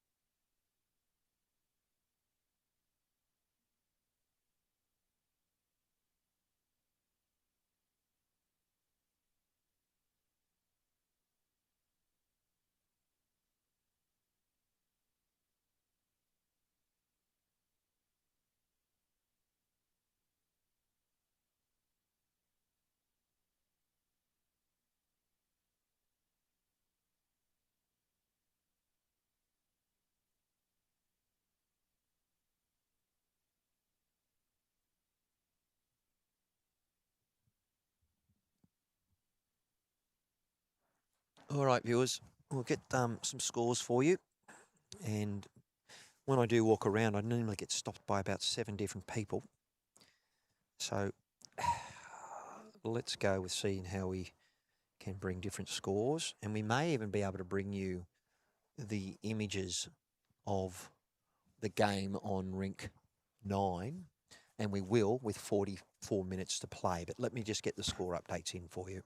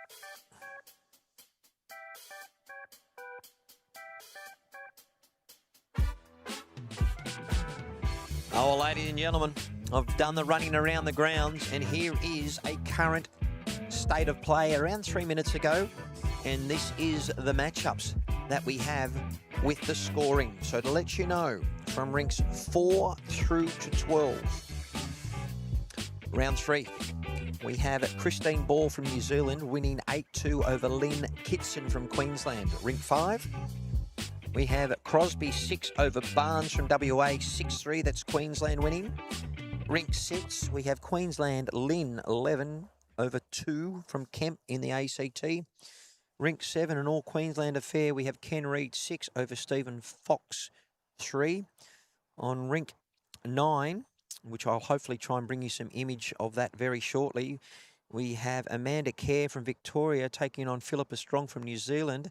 She's up 7-1 in their only game they're playing, because there was one player, sadly, that wasn't able to play. Roger Strong and Harry Hughes. Roger Strong from New Zealand and Harry Hughes from Western Australia both were gold and bronze medalists in the fours. It's a 5-all draw. In the final match, I don't know Rink 10's result. We don't know between Jackson and Fredericks. But on Rink 12, we have Johnson from Western Australia taking on Hagan from Queensland, and that's 8-7. So that is the current points table. I am, believe it or not, getting an email from the bowls coordinator from Club Mooloolaba, and I'll be able to bring to you the updated points score regarding after 3 rounds. But I do not have any of those options just yet, but we will be bringing those to you as soon as I can. So what I'm going to do now, viewers, is I'm going to swing my cameras around and try and bring to you all of the action that is occurring on the rink number 9. So I'll do that now, and I will... Cameras will struggle to focus because we're obviously streaming to another rink, and we're not necessarily behind the head. We'll do our best. I think with 33 minutes to play, we may want to try and bring in some of the more action.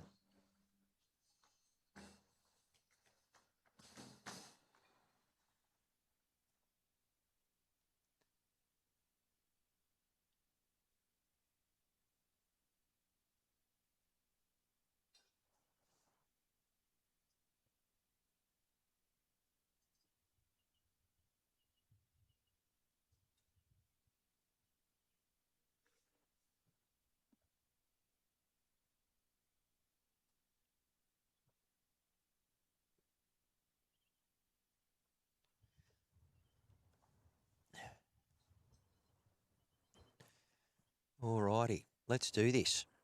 So, this is the matchup, and we'll get the scores up in a moment, and we'll change the scoreboard.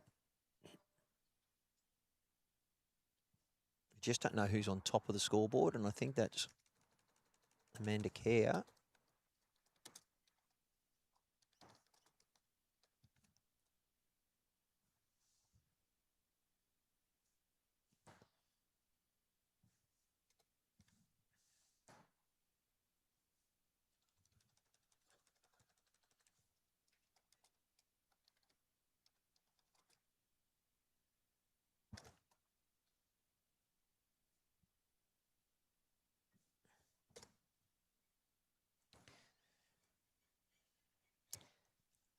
So there we go, viewers. We're actually been able to switch things around, and I've chased my tail, and you've got all the action there.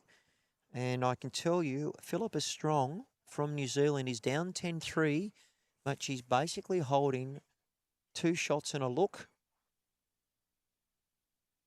And Amanda Kerr has to be very careful of Victoria. She's had a loss.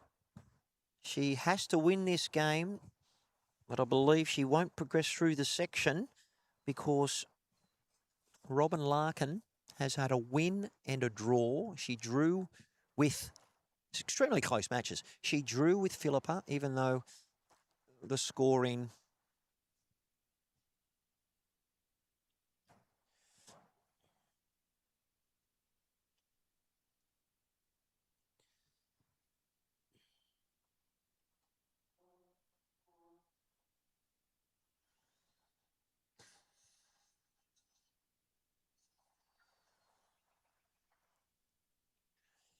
Just got Boss War Eagle letting us know what's happening. I hope that's all good, boss.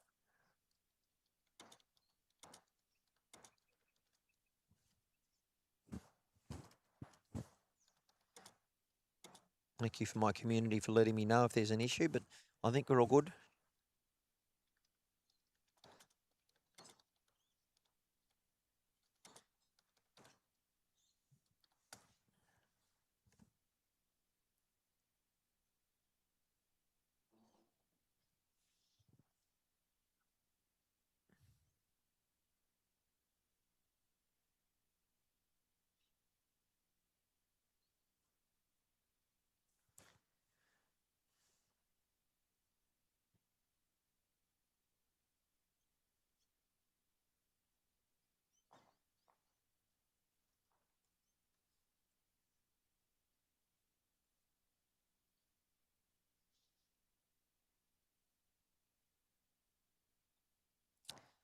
Okay.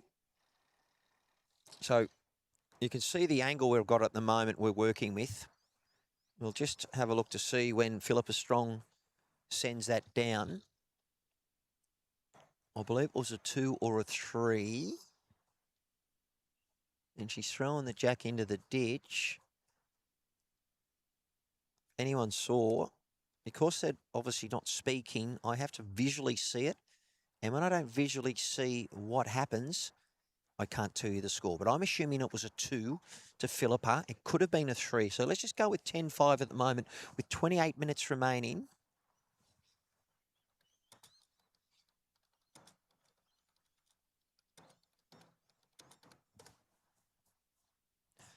And we've got the live scores for you there. They will obviously change. They were live, you know, a little while ago. And I'll actually take that graphic off now and bring you back to the live action.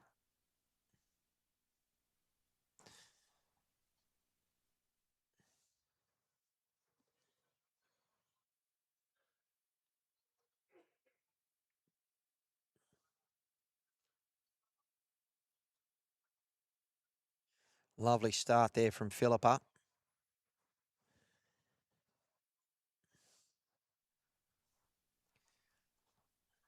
It's Amanda Cave on the mat. Ball coming in.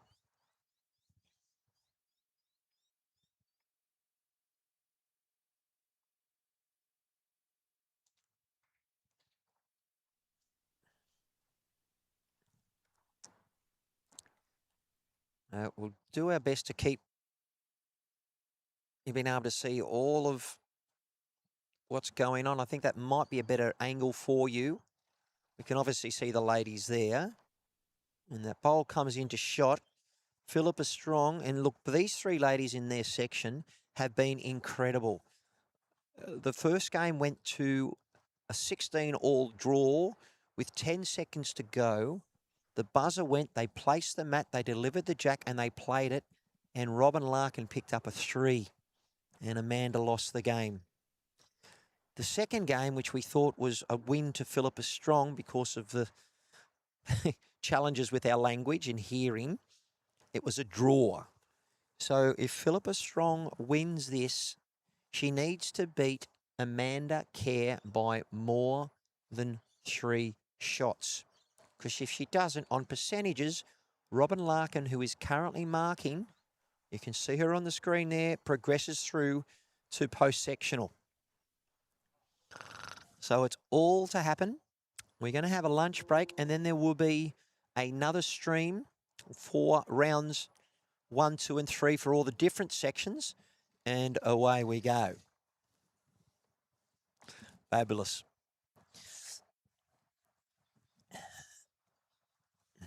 Michael, if I could you just do that for me? I've got, okay, Michael, the rink number, and you just add the score to that. Thank you. There's Michael Barker, who's the captain of the ship. And so looking at that optic there, let's have a look at this viewpoint.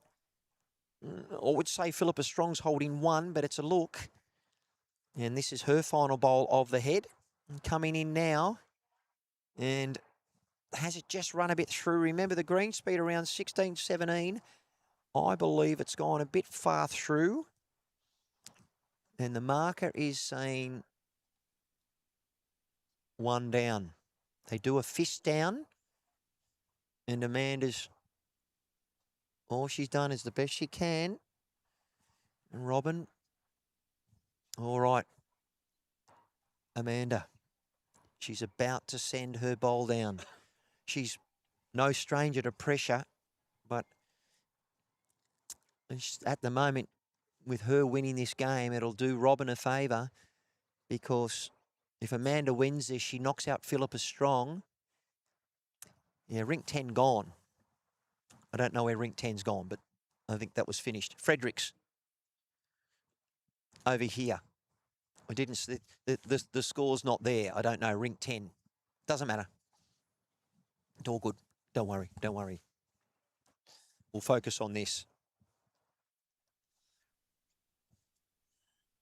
So what an end. What a shot. I was speaking to Michael, just missed that, sorry. I don't know who's held it. Yeah, it fell over. 1. Okay. So we'll soon see on the scoreboard. But it's gone to Philippa. So I could think it's either going to be 10-6 or 10-7. We will change the camera option now just to... We're not going to see it with that. Let's go to camera 3, Matthew, as we talk to ourselves to bring in...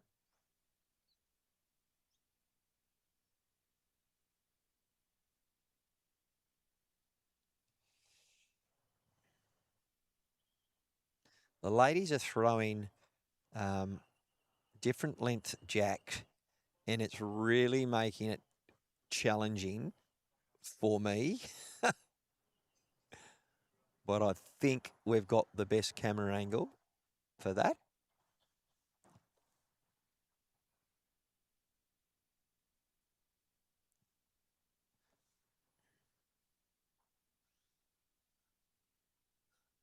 So bear with me as we juggle the point of view when the ladies are throwing different mat lengths. This is almost a maximum distance. And that's the shot of Amanda Kerr bringing in her bowl. What a great start from Philippa Strong. We've still got 22 minutes left. But look at this. Quality bowling at its best. What do you reckon about that, Boss War Eagle? Good morning to you. I should say good afternoon.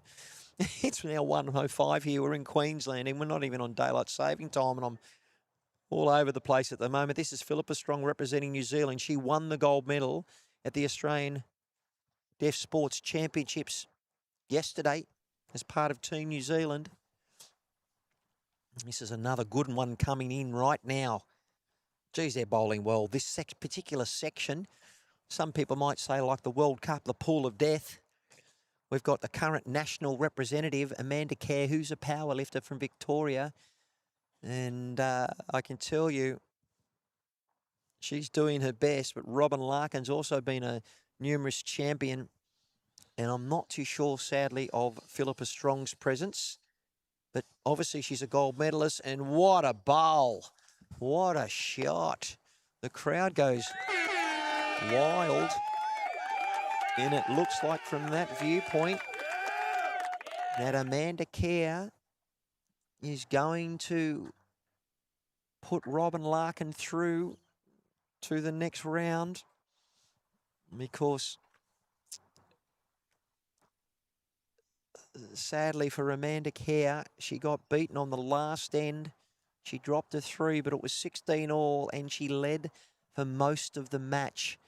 And so she said she wanted to cry and was so disappointed because she's obviously got the skill set to bring it. But she was on the other green. She was on rink 7. And sadly for her, her performance is going to fall just a bit short. And I thought Philippa picked up 3. It was 10-7. And Amanda Kerr has just gone bang, bang, bang. And Philippa Strong is only a metre, not even that, 2 foot from the shot, and she's still 3 down. Hence the quality of this game. Michael Barker has just gone around with 20 minutes to go to give me a score update. Here comes the shot. I am calling it from a cross angle. What an effort. And it has fallen over. I don't know where that jack is because I've only got cameras on this side. Let's see what happens. It's a very close game. And once I said, viewers, Philippa Strong has to win this match by 4. Ah.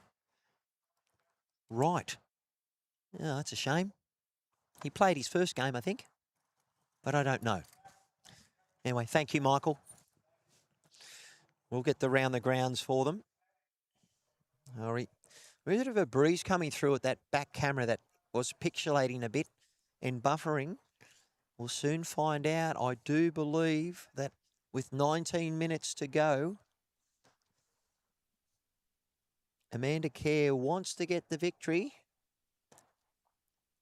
How much was that, Robin? 2. She can't hear me. I'm trying to wave. But I'm just trying to see, was that 2? 1 or 2? I don't know.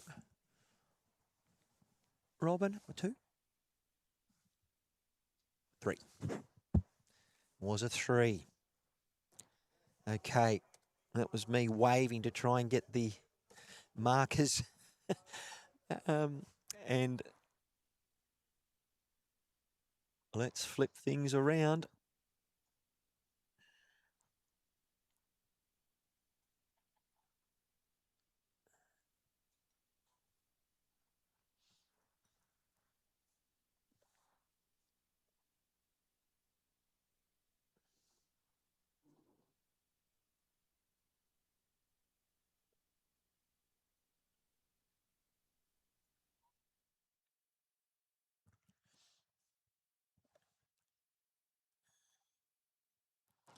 Trying to bring you as much action as we can. Look, I love what I'm doing. I really enjoy it.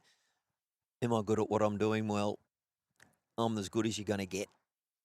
I'm really passionate about my deaf bowls community, or hard of hearing, who we've just heard from one of the interpreters. They want to be known. They're less preferred to known as hearing impaired, which is like blind impaired or vision impaired. They really prefer to be hard of hearing or deaf. So it's all part of an education. And I thank all of our volunteers for helping. And thank you, boss, for magnificent. You're a good fella. And we got to bring out a Mr. Chalky. What a shot.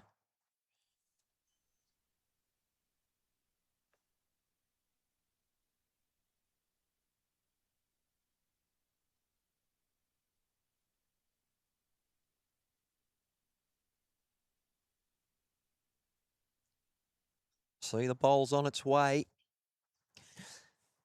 Anytime Philippa tries to get close, Philippa is playing to try and get into the final. And she had a draw against Robin Larkin, and she needs to beat Amanda Kerr, who was very unlucky to lose her first round match after being a draw for the final end. And look, it might have played into her favour by not putting the mat down and playing that at last end. And she dropped to 3. But look at this. She's really trying to make sure that she comes away with something. And she's holding 3 for Victoria. Philippa Strong trying to peg it back a bit. Bowl's on its way. Plenty of people here. You can see the New Zealand flag in the background there. Playing with weight, searching weight, missing her target. 13-7.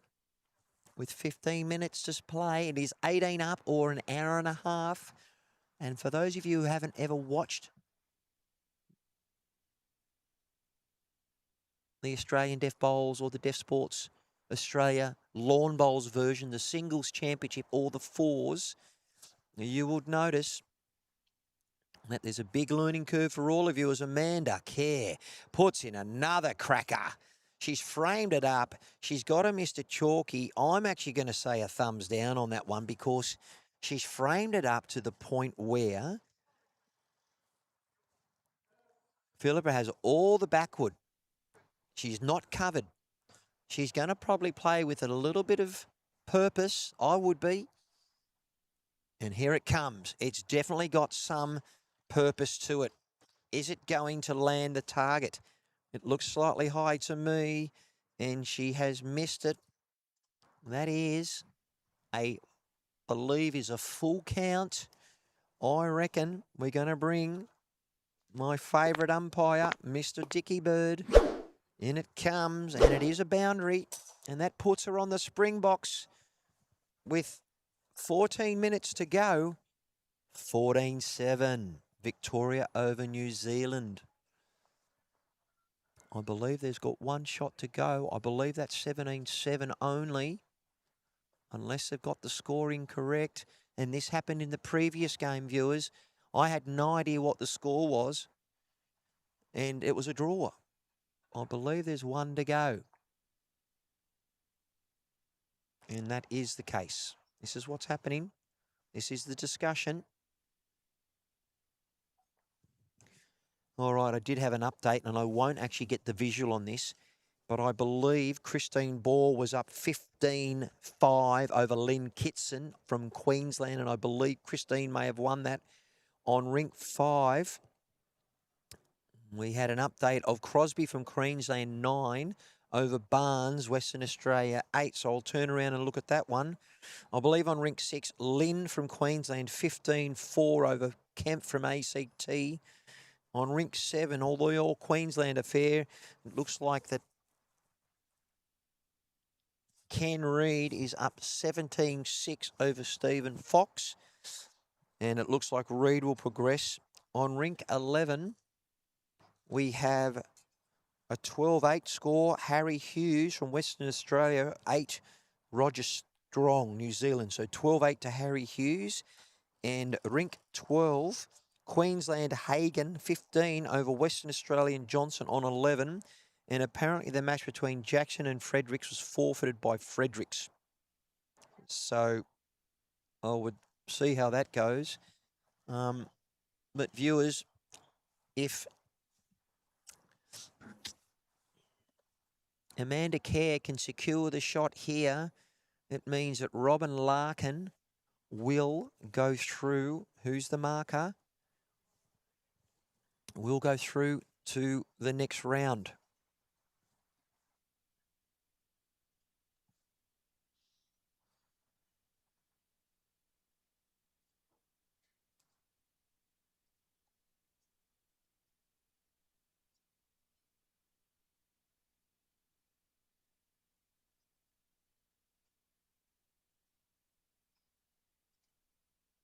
Just trying to give you the best angle for you to be able to see the players, but you can't see the players because of the damn scoreboard.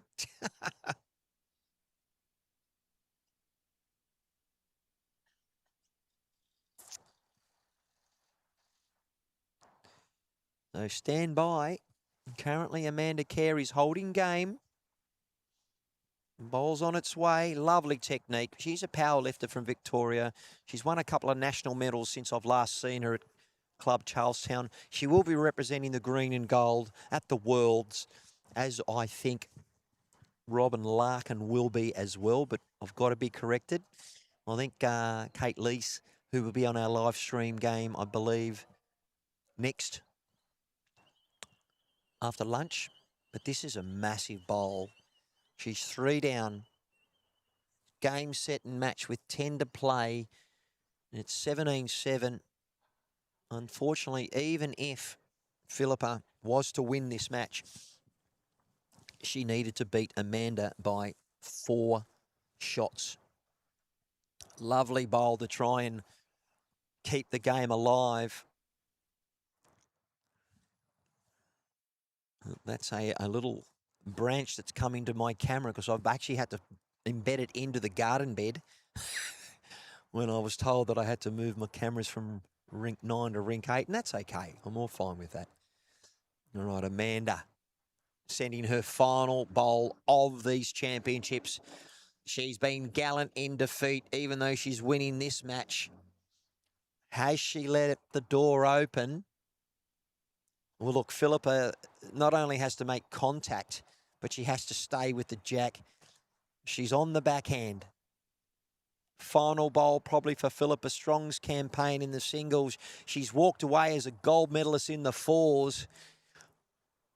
And she gets to chill out. It's coming in. I don't think it's going to be enough. And she has dropped to 3. So congratulations to Amanda Kerr. Well done. Lots of cuddles. And I do believe that Amanda Kerr has got victory on this rink. I'm not going to try and broadcast now with 9 minutes to go, although I might with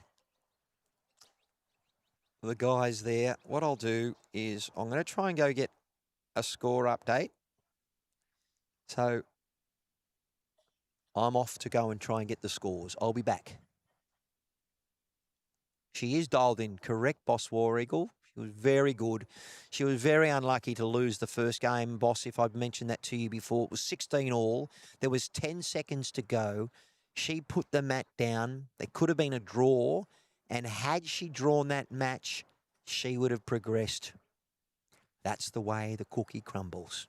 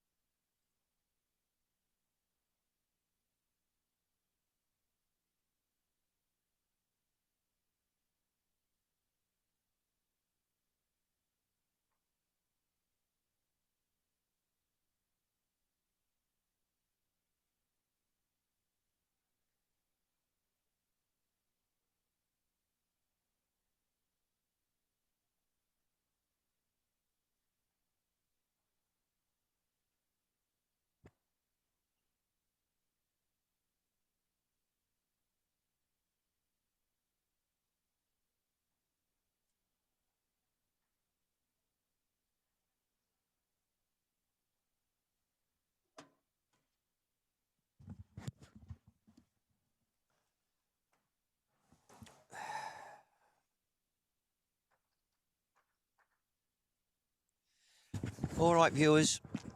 I've tried to get some updates, but pretty much all the games are finished. We've got one game left on this screen and another one behind us. Just so you know, if you are a Roger Strong and Harry Hughes fan, Harry Hughes WA winning the bronze medal yesterday, and Roger Strong part of the team New Zealand that won the gold medal. Actually, was he? I'm trying to think, was he playing third? I think Roger Strong was playing third for Team New Zealand. So they're in a ding-dong battle. I believe it is 14-11 to Harry Hughes with 3 minutes to play.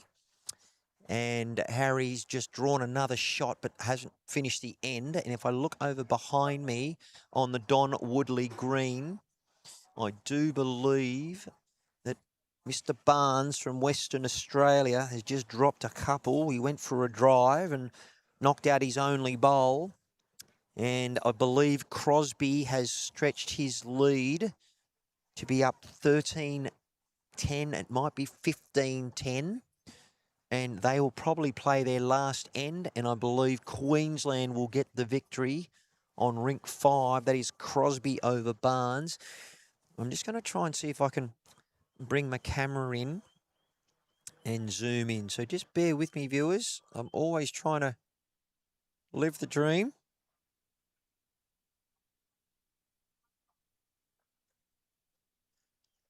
Because we will be bringing in another stream.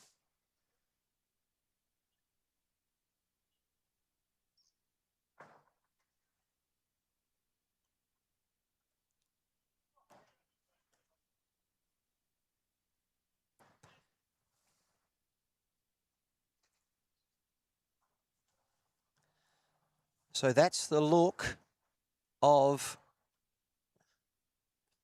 what is happening on our final match. These guys actually had to bye the first 2 rounds because their opponent, the section of 3, he forfeited. So unfortunately, these guys got 1 game and the winner will go through. So there he is. That is a good look there of Roger Strong. And no doubt he is the husband or partner of Philippa Strong, who just played. And yes, Roger Strong was part of the bronze medal. He wants the trail and he's just missed it. It was very close. We've only got 1 minute to play, and I believe we might be ending for our morning section. Great to see our national umpires and umpires here helping us out. We're very appreciative. Harry Hughes holding 1. Roger Strong needs to trail probably to win the game. So if he picks up the jack, he may end up with 4 shots. That is a cracking bowl. Harry Hughes, the bronze medalist. And now the thing about, if you've been watching the coverage from yesterday and the day before, Harry Hughes from Western Australia, they won every game except their last one of 6 rounds. And they were coming up against a team that was coming 7th or last in the section. It was a composite team from Victoria, and they got beaten. So they then had to play the bronze medal, and they then beat another Victorian team to win the bronze. But they really should have been in there. Here comes this bowl. Roger Strong looking for the jack. He misses. I do believe that will be all over Red Rover with 30 seconds to play. That is a victory to Harry Hughes. Well, look, viewers, we will see you in about 15 minutes. So I don't know when I'm going to get something to eat, but I'm going to get something. So we might be a little delay. We will start the coverage in 15 minutes' time. It's been my great pleasure to say see you later, and we'll see you real soon. Thanks for joining us. And there it is, Deaf Sports Australia. Thank you to Club Mooloolaba and, of course, Bowlers Paradise, helping us all out.